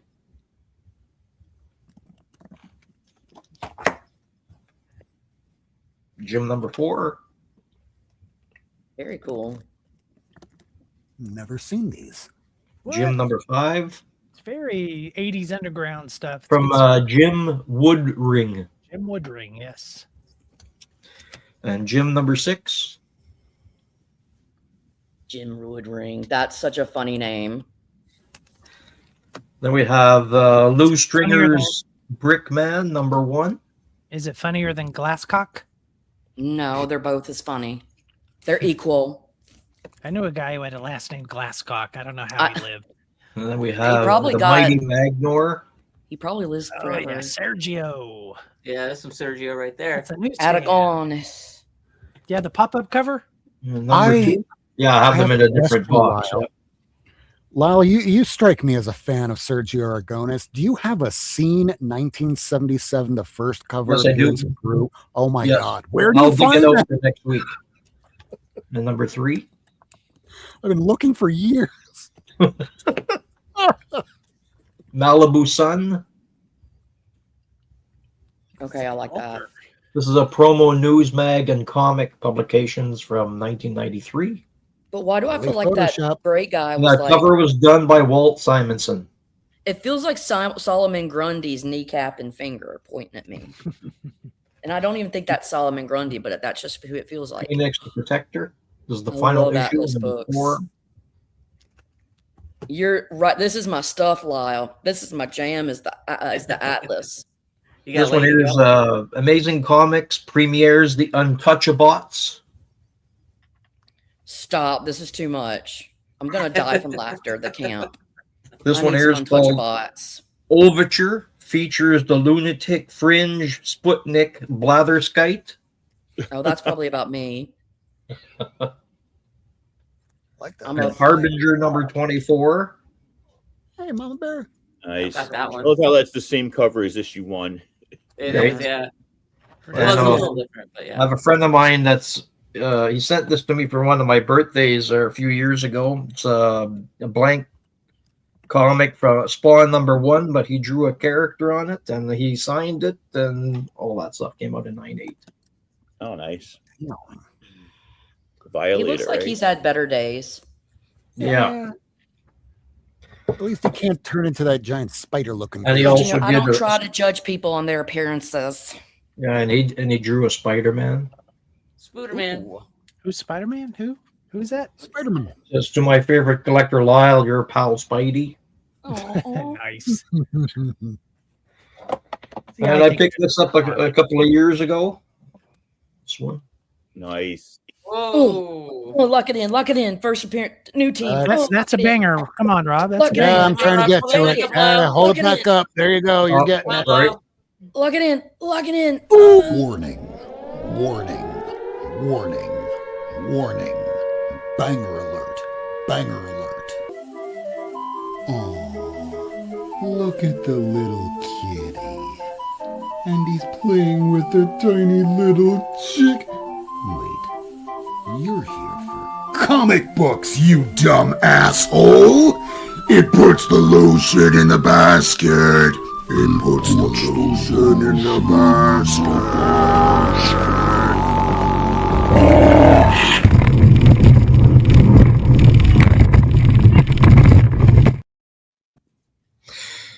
I like that.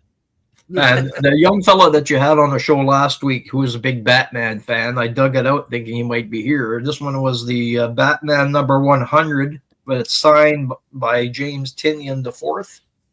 Oh, wow. Nice. Yeah.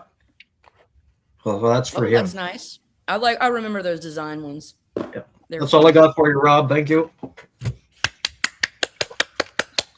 Awesome. Thank you. Thank you very much. All Somebody's right. got to clap.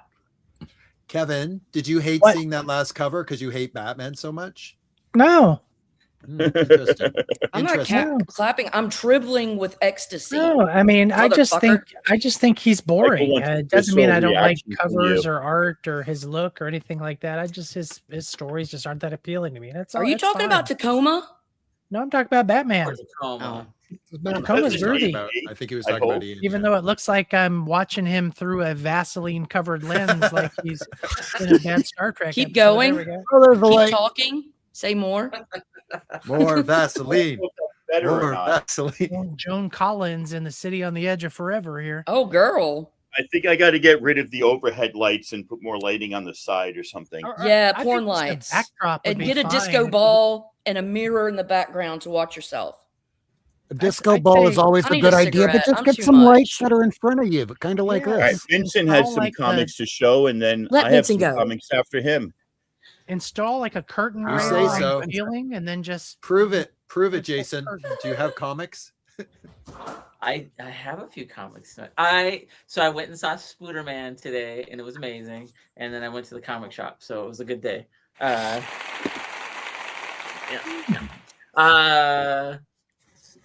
New comics got. I cannot wait for this storyline to be over because it's a great breakpoint story, but I really want to know what happens in the modern era and everything going on. So it's over, and we're getting the new story next. Yay! I haven't read number 1 yet, so but I got caught up on the spinoff series. I'm a big fan, so I'm expecting it to be great, and I love this cover. This cover is very cool. So number 2, Fifth Fall of the House of Slaughter, and then this is number 3 for Fall of the House of It's a Slaughter. great cover. How long is it supposed to go? I don't know. I actually House of Slaughter. Long as absolutes are going great as always. I tend to get cover A. I'm not a fancy boy like Bruce. Every once in a while, I peruse them, and every once in a while, I'll be like, I'm gonna treat myself. I'm gonna get cover B. Exactly, Vincent. Yeah, Treat yourself. kind of thing. Yes. Absolute Wonder Woman came out. This one I think is a fun to highlight. I'm gonna probably mispronounce his last name because I've always seen it in print. GM Diamandis. DeMatteis. Yeah. DeMatteis. He wrote this, and this is the What If for Craven the Hunter storyline. Came out this week. This is a variant cover, and I just love this variant cover by Sindar. Sinar. Yeah. Beautiful art. Very excited to read this. I literally just got these today, so I haven't read any of that. Also, to go back to Kevin, the latest arc of World's Finest was in Skartaris, and I am a huge Warlord fan, so I had to catch up. I fell off on this like last year, and I kind of am regretting it already because it's such a great book. Kevin, you would really like it. It is set it's set in canon in Silver into Bronze Age, but this is a 3-part Skartaris storyline with Warlord. But do they have like a modern artist on it, or do they kind of? Dan Mora. They have the best artist in one of the best artists in comics right now. Well, Dan I mean, Mora. my point being that modern style is a lot different from Silver and Bronze style, so they get someone who can kind of emulate the old school art style. So Dan Mora, here's a good example of his art. This is his cover. Dan Mora does an animated look. Oh yeah, So I like animated. Yeah, it's beautiful. And also, Mark Waid is having a second coming as a writer. When he started World's Finest a couple years back, it's downright inspired. That man is writing the best he's had in his whole career. I agree. Jason, do you remember on Twitter right before we left when Mark Waid was saying that because of who's currently in the White House, that he might not be able to write comics anymore? And since then, he's writing some of the greatest stuff he's ever written. Yep. Yeah, no, he's. I actually met him at a Seattle Con, Washington Summer Con 2 years ago, and I was straight up like, "Sir, thank you." Was it 3 years ago, Ian?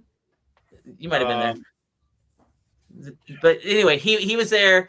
I was just like, "Thank you so much." I mean, I always liked Mark Waid, but Mark Waid, like, "You are on fire, sir," and he was just like glowing when I was talking about. Well, I'm not saying he needs to draw like a Silver Age artist. I'm just saying if it's going to be an homage to the Silver and Bronze Age, you should at least have. You'll be kind of a very nod happy to with that. the style, Kevin. Yeah, no, you'll be very happy with the style. I don't so want I a was at Rob the comic shop. Liefeld-esque kind of artist on a story like that. Rob. I got some comic You books, know what? guys. You know what I mean, Bruce. I know. Guys, stop. You can't give them those jewels. They're not the Justice League. We are. Oh my gosh, how can you resist this cover, guys? I had to have it. I was like, it was like $3. I had to have Great. it. Michael's got that, I'm sure. And then when you see the Royal Flush Gang for under $5, you buy the Royal Flush Gang. That's just So, Royal Flush Gang, I think, are one of the rare examples of C-list villains that can actually challenge an A-list team, and I just absolutely adore them for it.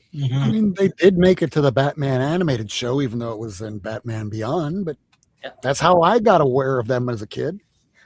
It's a very short run, but I never see it. I'm a In the Wilds collector. I don't buy online very often, and so I've been trying to get a full run of Champions. So, that's a good one. Yeah, so did it run for like 15 issues or something like that? 17. 17, yeah. So I got issue 2, and I got issue number 4. So yeah. So 15 more to go, just by my math. I have like 4 or 5, so I'm getting a good chunk, slowly but surely, you know.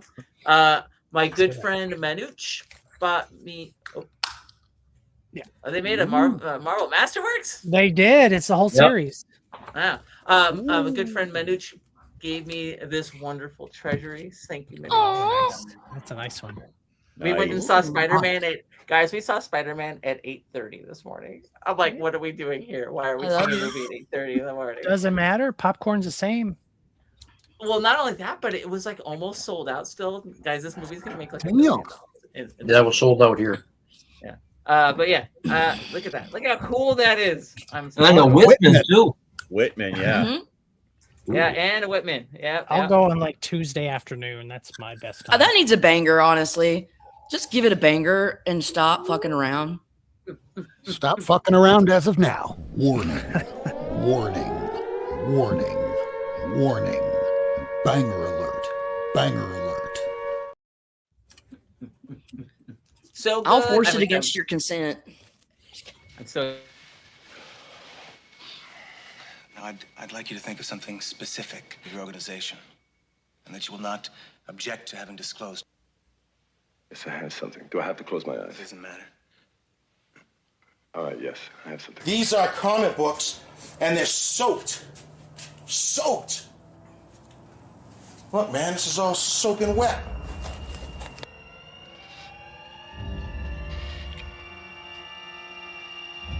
That makes them worth nothing. Shitola.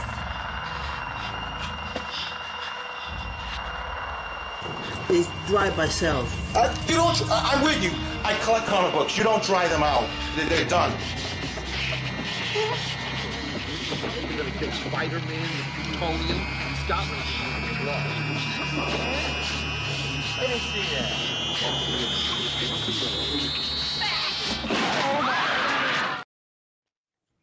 You've never shown that well. I'm gonna be on the show. Hey man, Scanner scared the shit out of me when I was a kid. It made my head explode, bro, though. It did, so it's true.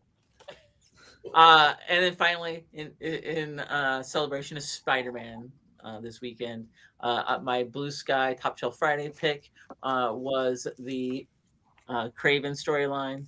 I usually just do a single issue. I highlighted a particular cover that I liked, but this storyline is, for those who by chance haven't read it, went If you know, you know. 2 Mike issues Zeck and did some good covers. Yeah, Mike Zeck. It went through and alternated between the 3 Spider-Man titles at the time, and it absolutely, again, JM DeMatteis just blew me away. It came at a perfect time for me. I was like 13 or something when it came, and I was like, oh my god, comics could be serious but still be big too. So absolutely love this storyline. 6-parter. This one in particular is I am a fan of that cover. I'm trying not to get the glare. Sorry, I just love this cover, so that's the one I highlighted. And he's writing the goofy Kevin Maguire Justice League at the same time. I mean, that's how versatile he is. That man has so much range. It's absolutely insane. And I just want to highlight how cool this homage cover is. Sorry, glare, guys. It's the summer, and I don't have just a great homage cover to that bad boy. So that's what I got. Yeah. Excellent. I actually had stuff this week. Look at that. Hell yeah.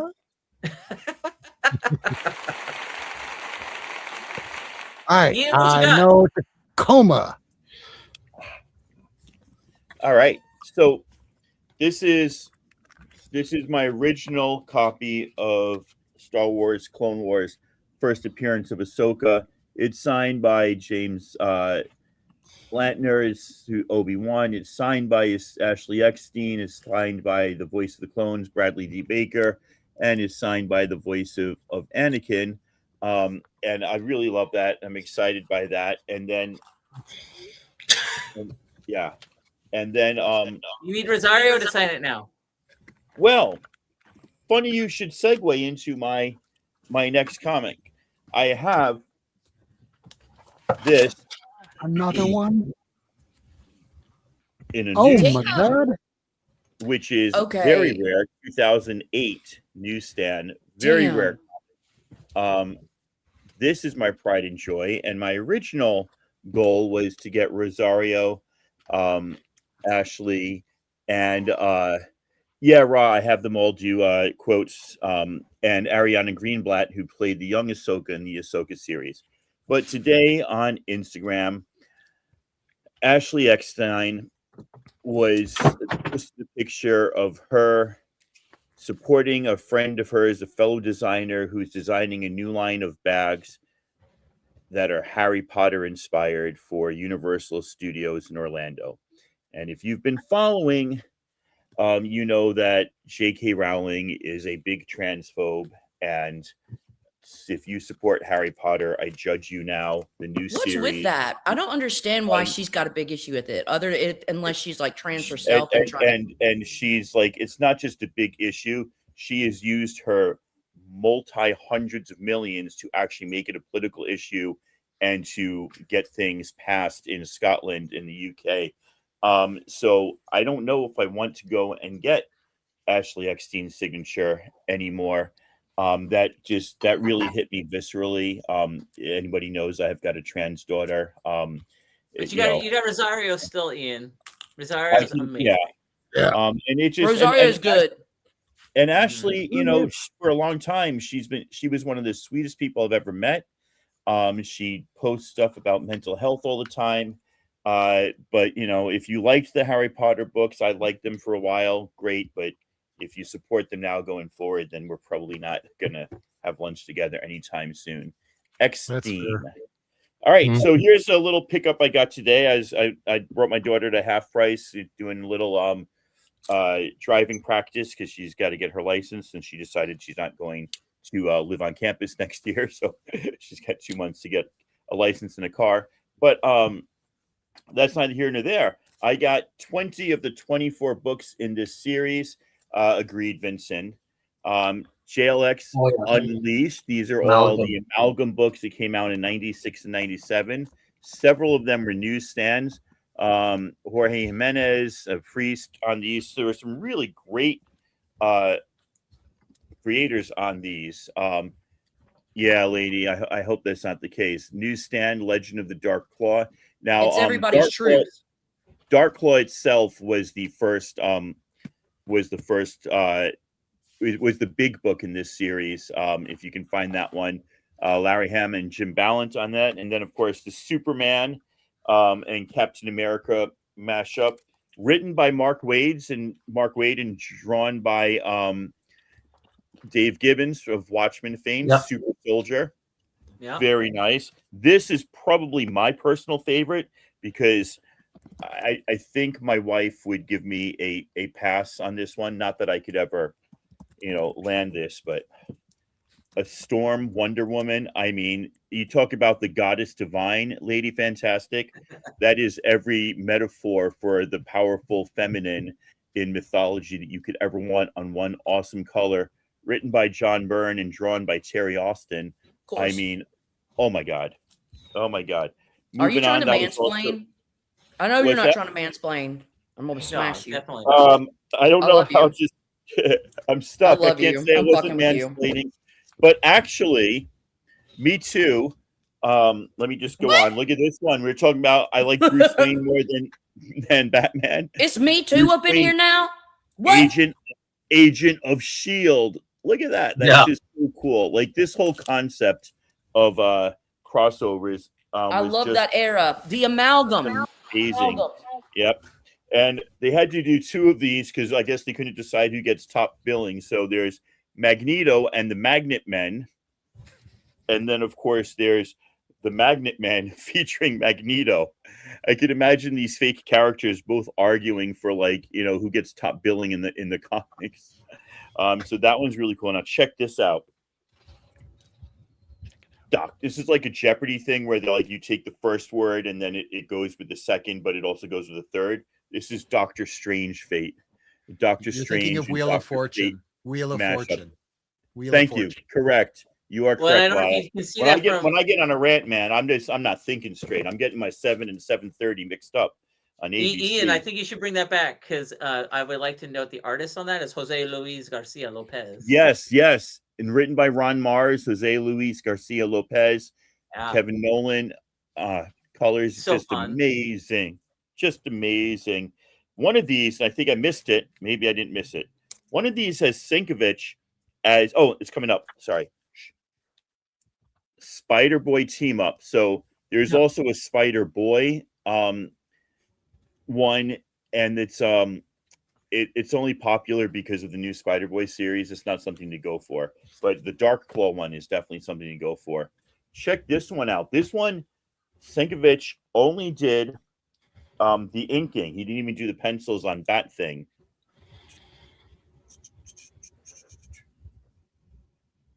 So these are all directs now. Only like the first 5 were. I was just using phonetics. Phonetics. Expatriate. Patrol. So I don't actually get this one. This is like an X-Men group. I don't even. Oh, X-Patrol. Sorry, I couldn't read that. I guess it's Do you like know what Doom that Patrol means? That means X-Men. pussy control. Doom Patrol. That means pussy control. I'm asking you. I don't know. I'm. You know I'm it does. explaining X-linked, women, XX, and then patrol. We own you. We own the paternal mattress. Tacoma, when It's were pussy those? control. When did those 96 amalgam and books come out? 97. Oh my God, that's 30 Just giving you years the Latin derivations. There's also an amalgam omnibus for those. Oh, yeah? Who have, struggle to Speed get 'em, Demon. I love that one. I love that one. Here's one of the more popular one. That Lobo one is the a fun Duck. one. Yeah, or Howard. You know, it's Howard the Duck, but for amalgam. I love it. I love it. Boom. So JLX. Lobo and what? Daffy or Howard? Howard. probably. Howard for sure. This is great. Challengers of the Unknown and Fantastic Four becomes Challengers of the Fantastic. I had never seen this one before, so I'm really excited by Who's the that. creators on that one again? I can't remember. Let's see. We're gonna have to open up and dig. I don't. Oh, think sorry. It's Jeff. I don't think Jeff's the creator on this. I don't think so. Carl Kessel is the writer. Pencils by Tom Grummett and inking by Alvey. And I'd have to get a magnifying glass to see who's the letterer. Sorry. Yeah, Carl Kessel. Yeah, that's right. Yeah. Inking by That, Oy that one's not as common as the other ones. No, that one I'd never seen this one before. Whenever I come across these, maybe it's because they put them all in like a purple mauve sort of color and turn people Those off. I don't know. Challengers of the Unknown colors. Exciting X Patrol, a little bit different X Patrol, and a little Generation X and Ginny Hex Generation Yeah, X. Claremont. That one Claremont. doesn't- That that one's a little more rare. It is Milligan, not Claremont. Is Claremont not? Oh, he's on one of them. Yes, he is. Is he? Too. So this next one. Oh, Sovereign 7. It's Sovereign 7. My bad. Oh, that's one that I don't have then. Okay, I'm missing. Well, I got it for Rob, and I got him the DC variant. So fuck off. I love you. Sorry. So I love this because the Seven. historian of the new Ass Gods. Just look behind the head there. That's the new Ass Gods. I want to know Yeah, everything the about the Asgods, Ass yes. Historian They of the new love Ass Asgods. Gods. That's It's just the new hysterical. butt John stuff. Romita. Yeah. Hey, little JR down Rome. there. Rome, Ready to Ita, fire. I am from Rome. Romito. So I'm from the butt stuff place. No, I'm giving you the Latin Okay. derivations. Fuck off. Okay. It's true. Tell me who this is. This is my ignorance again. I know we've got an Electra, but assassins. Who are these two ladies? Ass in. Yes, Oh, Electra ass in. and I don't know the other kids. Electra and I don't know. Lady Shiva? I don't know. Good guess. Good guess. And what's then her a name little from Wonder The Woman Outsiders? Punisher, Katana? blonde Punisher, Could be Katana. Hey, David Reese. bullets and bracelets, Castle Okay. and Diana Yeah, together that's another one I again. don't see very often. Oh, Black Steve Canary, Trevor. maybe Five Guys. So I Is know that that I'm Gary Frank? missing. It's I like know Gary that I'm missing Dark Claw, and I'm missing Spider Boy. And not sure what else I'm missing. So Do you have did you show up Iron Lantern? no, I missed that. You're right. Iron So that's Lantern. another one. Iron Lantern. So that's 3. Then I'm missing one more. That's Paul Smith too. Awesome. Well, what's funny is the ones that he's missing, guys, are the more common ones. You have all the Well- real obscure ones. They're more common, but so here's what happens at half price books. Somebody like brings in a stack of books, and then the person behind the counter knows nothing about comics anymore. That's okay. They scan the barcode. The machine says either put that in the half off cover or put that in the specially priced pile.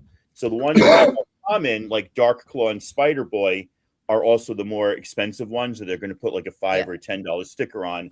Whereas these, I mean, I know that some of these are rare and I've never seen them before, but they're not technically expensive according to. Will you hold on just a second? program. Put a pin in it, okay? Barbarian Kung Fu made note of the Spider Boy thing. He has had 2 different copies of Spider Boy in last week's sales. You're going to get your stuff the cheapest from Barbarian Kung Fu.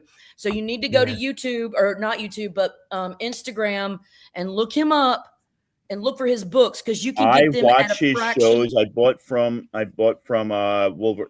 from somebody on his show on Monday. Here's the thing. I would never want to start collecting these except when I come across a stack of 20 of them. Then I'm like, I'm on that, right?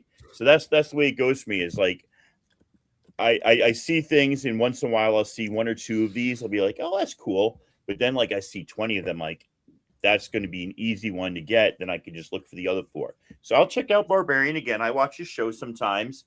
Well, he posts too on Instagram, not just as he does both. He's everywhere like God. Hey, Wonga. Okay. Did you show off the Spider Boy team up? Yeah, I showed off the team up, not the other one. Okay. Yeah. So yeah, that's what I got recently that I can find or think of. Plus my little Ashley Eckstein rant. So thank you for listening and joining in and pointing out the ones that were missing. I think we labeled Iron Patriot, was it, or Iron Lantern, Spider Boy, Dark Claw, and one other. Iron Lantern's probably one of the best ones too. That's the thing. You have to get it. I'll figure it out. It's important. Not the new Asgard, but it's important too. But I love the Thorian and the new Asgards. Yeah. I'm a Thor Ion. So I am the Hammer Ion of the Asgard. Yeah. That's all it's saying. I mean, we've all been there, right? We've all been there. Does Bruce have an appearance in that? I don't know. Magneto and the Magnet Men, another one. Absolutely. So basically, he gets together with the what is it called? The Metal Men. So it's the Metal Men with Magneto, and it's like, well, then shit. Magneto with the Metal Men. Yeah, you've got the team of all teams there. Mm-hmm. Strange Fate. That's another good one too. I can't believe Doctor Strange and there's 24 total. 24 total books. Yeah, and I got 20, I think. So there's just one that my phone is charging in the other room, so I can't look it up. For me? Yeah, you. I don't have 2. I don't have the Asgardian and the team up. Well, that's fucked up, Bruce. You need to get your shit together. When I find them in boxes, I grab them. That's about it. I don't go looking for them. Come on. I cannot believe the Thorion's the one that I come across the most. I'm like, another Asgard. Are you serious? I've never seen that before. It must be. Are you curious? Yes, I'm knee deep in it. Fate. Yeah. I'm knee deep in them. 5 Guy. Just post that and then the show. That's it. I know 5 Guys, but you don't have to tell me because hashtag I'm a biochemist. No. He's telling the rest of us who aren't as smart as you. Oh, good. Thank you, 5 Guys. Mansplain to the men because they're simple, Simons. We know that Lady Fantastic is the smartest person in the show. Is there a top 5 so this week, Rob? But she's being I think there just might be. In fact, it's 11 p.m. Do you know where your children are? If they're watching this show, they're about at Waffle House. They might be there, or if they're watching this, they're about. Don't be saying weird shit about pumpkins or anything. No, mine is literally at Waffle House. Mine isn't even up there right now. But yes, these are going to be the top 5 for the 5th week of July 2026. It's based off my 20 or 32,000 comics. I say 20 because I have boxes in the hall. I have boxes in my room. I have boxes. You know what? Because I've been rearranging this room, which, sorry, it looks like a mess. These are all the new books that have come in from Economics and Comics. Billy.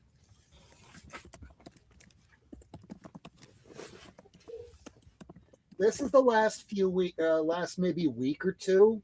I haven't even gotten a chance to open them yet because I've got to make sure I get everything put away before I start opening up another package and figuring out what to do with that.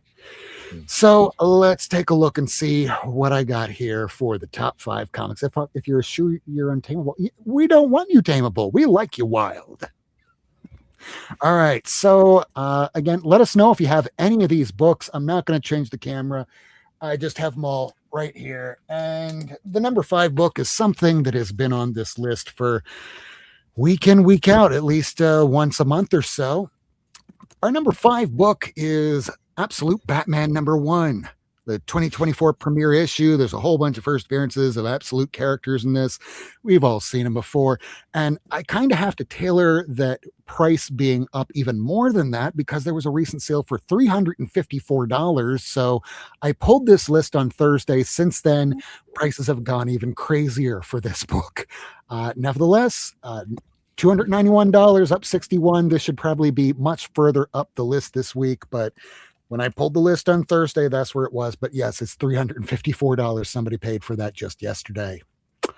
And the reason why is entering the mainstream with every passing month. An animated series will be helmed by Scott Snyder. And yeah, every single issue seems to be wilder than the last. And on FOC this coming week, if you're filling that out for 9/2, every single issue of Absolute Batman is getting a further later printing, and it's for like all 21 issues or so. So those are going to pop off. But the problem is for FOC, not a single cover has been advertised yet. All right, our number 4 book is Incredible Hulk number 102 in a fine, very fine condition copy from 1968. It's the return of Hulk to his own series. Continues from Tales to Astonish, number 101. And this title resumed 5 years later. It's up $107. $351 is what somebody just paid for this recently. And listen, it's a blue chip kind of book, and it's constantly up or down. So because of that, you could probably just wait out on it, but really it's because this weekend is brand new day. People want to get their early Hulk. And if you can't get a 1, 2, 3, 4, 5, or 6, and you're not going to bother with Tales to Astonish, yeah, people are going to get that Hulk 102. Number 3 book, Conan the Barbarian, number 1. Very fine condition copy from 1970. It's the first appearance of Conan in comics and the first cameo of King Cole. Up $146. $468 is what somebody paid. Why is that? Christopher McQuarrie is going to be writing and directing a Conan feature film starring Arnold Schwarzenegger as King Conan. Wow. Isn't there also an animated show being done? That's a possibility.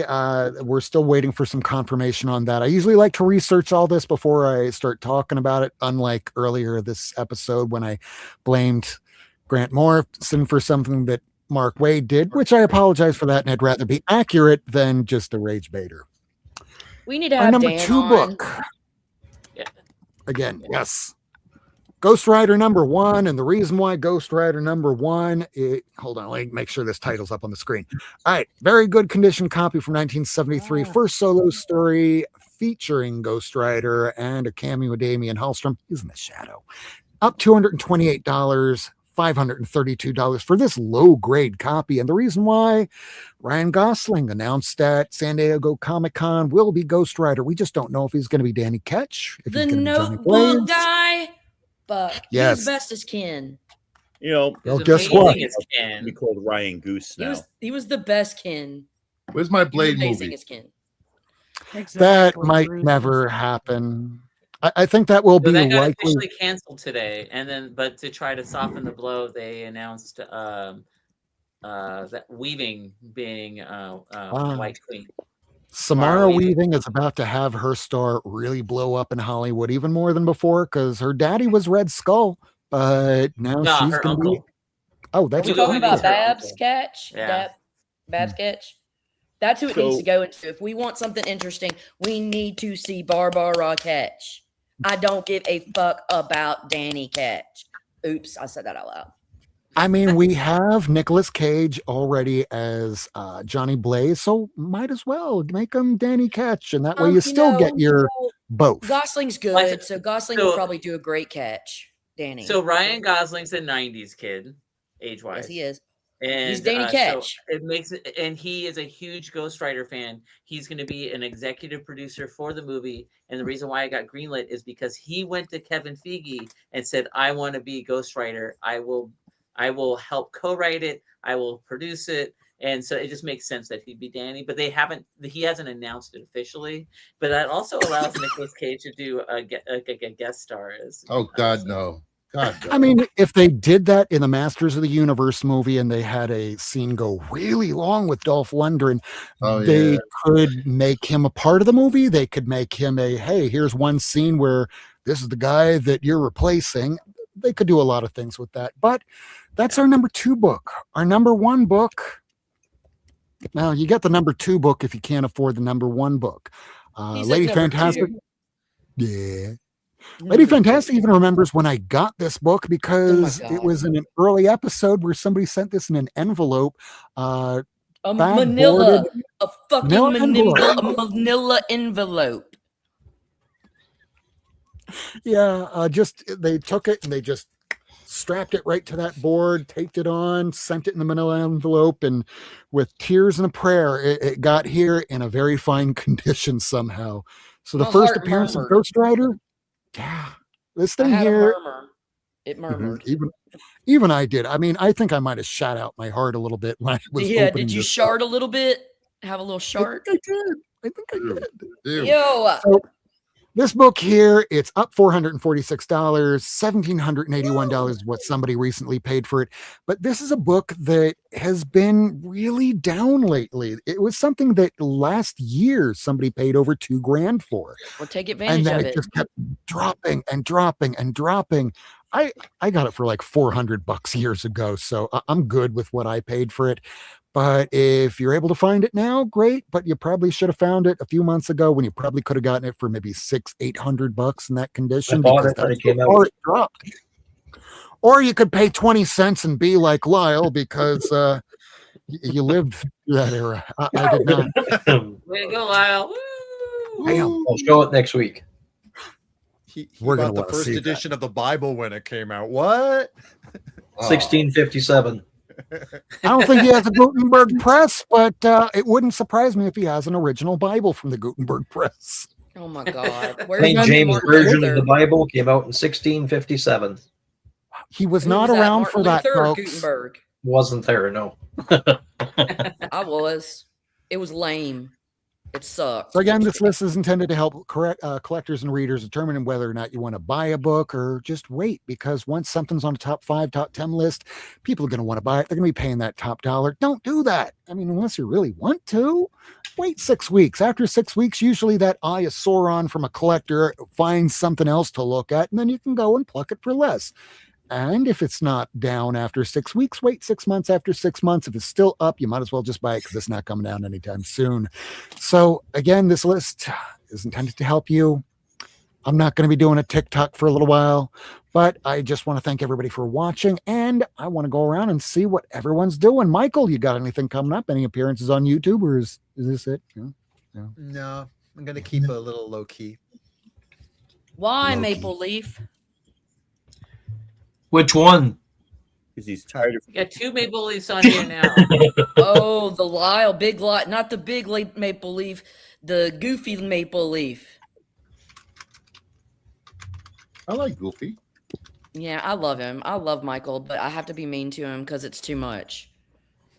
And it makes Damn, me how laugh. did I miss 63 Because of I these? perplex him. He's just like, why are you so mean to me? And I'm like, I don't know. I have to be. But I don't mean it. All right, Kevin, you got anything coming up? Yeah, I'm getting up bright and early tomorrow morning and driving to the beautiful vacation paradise of Chattanooga, Tennessee to go to FarleyCon for the weekend. Oh, I got friends going there. Tell Mark Spears I said hi.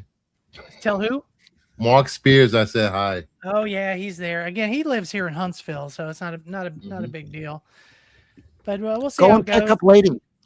I have low hopes for finding anything, but I'll dig. We'll see what happens. I'll give you a want list. You can if you want. I have a video dropping tomorrow, and it'll be about a comic book that's from the UK from 1944, and it's described as a Gerber 10. Ooh. I'll give you a brief look of what it looks like. That means It's there's called only like 2 of them. Phantom Comics #1 from 1944. Whoa. That is killer. This one was made with ammunition boxes in 1944 because the UK had paper shortages because of the war. So it's the No first UK shit. comic book made of cardboard. Nice. So just look at Warning, warning, warning. Banger alert, banger alert. Holy fucking shit. Look at that fucking book. Oh my fucking god. Look at that fucking book. Oh my god. Look at that book. Jesus Christ. Oh my god. I like turtles. Goodness gracious. And that little I boy wouldn't grew up mind- to be Lyle. anyway. Why That'll did be you out do this tomorrow live? morning at 7:30 Pacific. Hey, So- Rob, can I try one of mine just to see if it works? Sure. Yeah, try it. He's rich. He is rich. What? He's got his own money. And baby, when I tell you he's got his own money, I mean the boy has got his own money.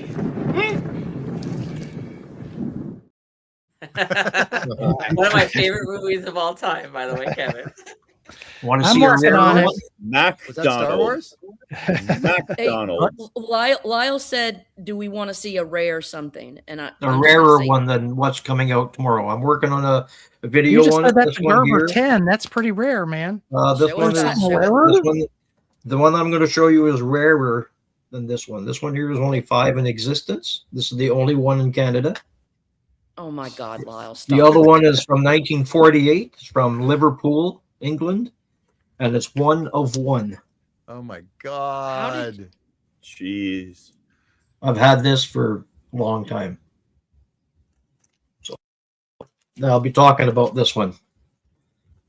It's scarce. It's beyond scarce. It's 1 of 1. Only known copy to exist.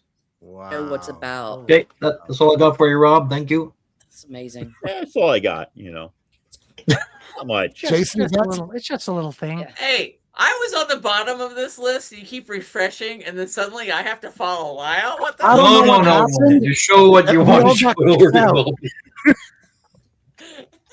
Hi. I'm Vinson Hi. Loves Comics. I'm on Blue Sky.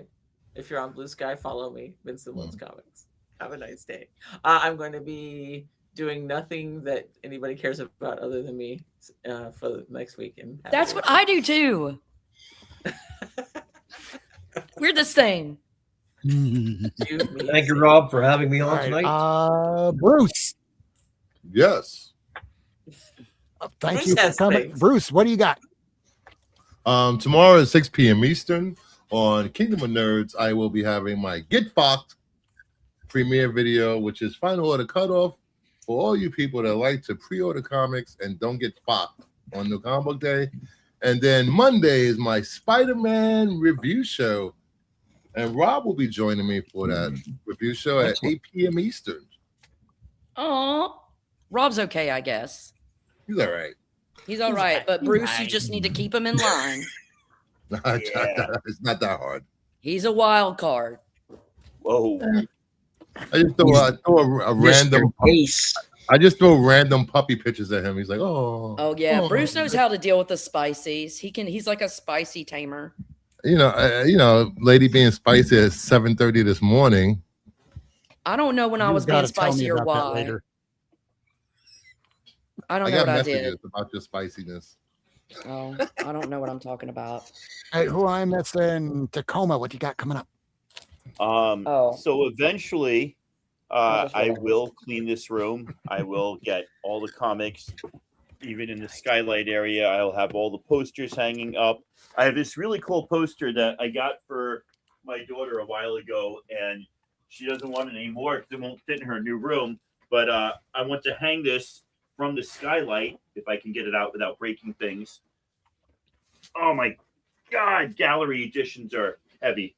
So little Miles, I want to hang that up, like, so it's actually hanging up there, it's hanging in the air, because Miles is awesome, and I love that because it looks like it's supposed to be like that, but It's not. He's on the That's side of a amazing. building. Isn't that awesome? That's from Love it. California Blend. I don't know if she. If I you love ever- her. Yeah. She's so great. Yep. He's an Excellent. original Check out artist. California Blend. Anyway, So that's talented. my plan this weekend, is just to work on that. You Monday. see? That's rarer than my books. There you go. Monday, John's Comics with Friends is in town, so he and I are meeting up for a little excursion through the Tacoma hidey holes, and then we're meeting up in the afternoon with Joel the Geek, who I think is on Instagram. I don't know if he's on YouTube. We're meeting up to go see the Spider-Man movie and then have some dinner. So have some level of interesting things going on.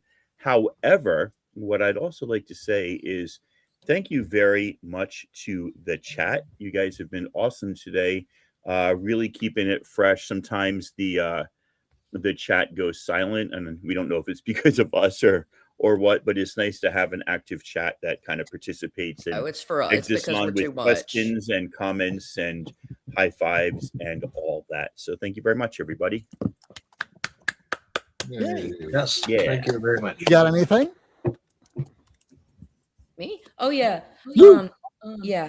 Because I did want to say, so I did share sell all of my Absolute Batman first prints and Absolute Superman first prints for a wad of cash. Nice.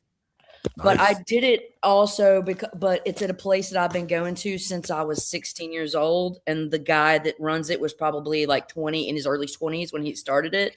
He's still running it. I'm still going there. We've gotten gray hairs together. Okay. It's serious. No, but he always lets me, because when I bring him good stuff, I always bring him really nice, high quality, well-treated stuff. But we're friends, and so he gives me deals too. So he's basically like, yeah, I'm going to go count this and add up how much I can give you. And then basically he lets me go and get a little pile of things, and it's just like, here, take this too. And so it's not like counted against me. So I found the X-Men Companion. Number one. I don't know that. It's Fantagraphics. Yep. It's 1982 first print Fantagraphics. And I want to show you inside the first page the individuals on this. It interviews Dave Cockrum. Look how young they look. Roy Thomas, they look like babies. Chris Claremont, Lynn Wine. Look at them boys. They're cheering. They're just damn cheering. Anyways, well, you know what, Dan? I don't want you to. I did it for you with mine. And Dan, for like issues 1 through 19 and like the first annual, I got like $815 cash. So oh, sweet. Yeah, I'm gonna plus the stack of book for free. And so I got this, and my buddy let me. I love Lynn Wine, and he probably does. He probably swings. And That's a good magazine. Yep. Yeah, so this one is Black Mark, and is like a world that faces a ravaged world that faces extinction, and only Black Mark can save it. Okay, and then it's the dark, the mind demons. Well, that's just called. We are in a simulation based on our own intentions. It's quantum. So this is just game theory playing you back, saying, oh, look at what if this happened because you are this. So then play it yourself. It's inviting you to be the creator. Okay. Those photos smelled of excess denim. No, excess denim is honestly the stuff of magic. And then Chilling Horrors, Tales of Horrors. This came out in 1970. But look at this. And it's a publisher that I had not heard of. Let me open it to see what the publisher was named was again, because I'd not recognized it. Lyle probably knows. Yeah, you're right. Was it Skywold? Chilling Tales, Stanley Publications Inc. Okay. Volume 1, number 7, December 1970. Stanley Publications, and they said Chicago? No, wait. Fifth Avenue, New York. Okay. So there's that. Okay. There was a few in that series like that. Yeah. I had never seen it before, so I had to scoop it when I got it. So I scooped it. And then here's one. So Gorgo, I don't know if This is Gorgo based on the MGM film, and this is volume 1, number 7. And it was too much of camp. It was not camp. It's probably honestly truth, but That one from 1961? 1968. Yeah, because this what came Because I have after a the Gorgo from 1961. Yeah, Ditko did some of the. This one's from. So this says on the cover, it says, based on a King Brothers picture released by MGM, another atomic test in the Pacific. Nothing unusual about it. Nothing unusual about atomic texts in the Pacific. Never mind. Except it spawns the undersea creatures that can destroy the world. I mean, no big deal. No big deal, right? Witness Gorgo battle the chlorophyllid menace in the deep. Mm-hmm. Is that dinosaurs? Cool. JK. Anyways, and then this is the ultimate dude, big kid one. I love Omak. Yeah, Omak's great. Omak is Kirby. Fourth World Kirby.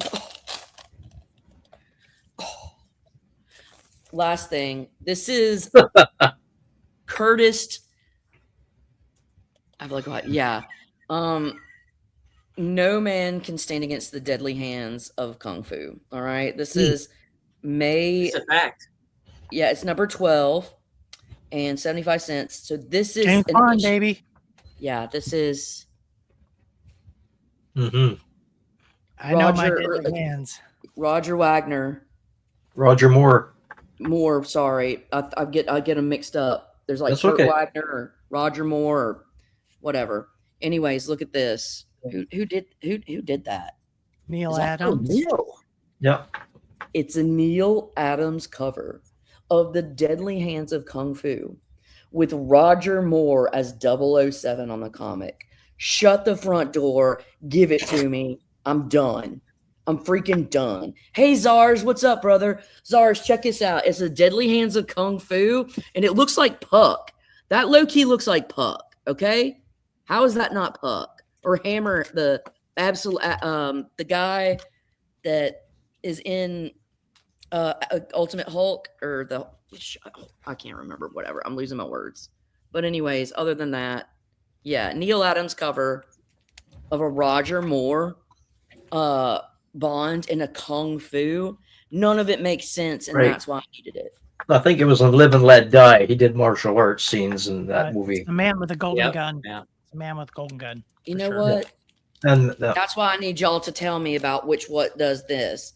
Because that's I Hervé love Villachez tattoo on his James Bond shoulders. and he's in Fantasy that. Island. Okay, so you guys are helping me tie it together. I loved the Bond films. I couldn't. yeah, make the that's connection. Hervé Villachez was his name. Okay, I never Tattoo. followed Kung Fu and knew anything about Deadly Hands, but I watched all the Bond films, so it was hard Yeah, for me to the think about. tattoo from Fantasy Islands. His name was Hervé Villachez. Yeah, the little guy. Well, what's the little Yes. guy's name? Hervé Villachez was his Okay, real so name. his name was Tattoo. Yeah. That is Tattoo. Okay, I get it. So I'm a little derpy, and I'm like, "Where's the tattoo on him?" And then you're like, "No, this is Tattoo, literally from Fantasy Islands." I'm catching now. Mm-hmm. I'm so derpy. Okay, that's done. But I love Dudley Moore and Arthur too. That's great. All right, I'm done, but I'm derpy as hell. All right, so I'm going to land the ship now. Just the last couple things. I did get this because of Bruce, and I have to really thank him for telling me about this, because this book here is one of those big covers that went for $5. So if you're looking for these kind of covers and you don't want to pay $200, $300, hey, $5, you can't go wrong. Is that One last thing. Wildcat? Wait, is that Wildcat? Catman. Catman. Catman. Catman. Dude, I'm hot. I need that. You're high? I need that. I'm hot for that. 53 I need of that. Secret Six, the I'm here new for it. Nicole Main series. Is cheap. You can get it really, really, really cheap. Catman's cheap? I need a cheap Catman. You can get it. It's a thirst trap, definitely. Yes, but I let me know. go I love to the objectify very- men. Objectify more men. Speaking I'm of right down there. I'm right there with objectification, you. Don't forget to hold on, let me make sure I can get this graphic up. All right, make sure to get your copies of either Murder Falcon or Do a Powerbomb. I just got in my copies of Do a Powerbomb, including this one right here that is the final issue. Hey, look, there's no back. Oh, wait, no, hold on. There is.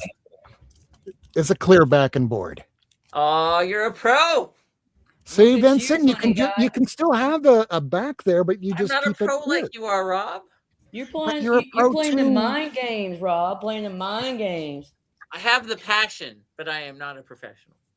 But we're all getting there, and we all make each other better collectors. So next week is going to be episode 252. We're going to be talking about Supergirl and symbiotes, because after Spider-Man coming out this week, we can finally talk about it. It'll be a week that it's been out, so there will be some spoilers next week.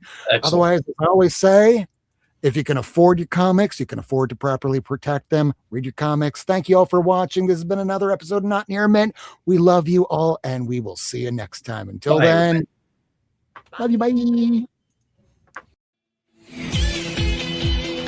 Thanks for tuning in. If you want to see this episode again, along with a catalog of back episodes and issues, surf on over to Not Near Mint on YouTube, Twitter, and Instagram.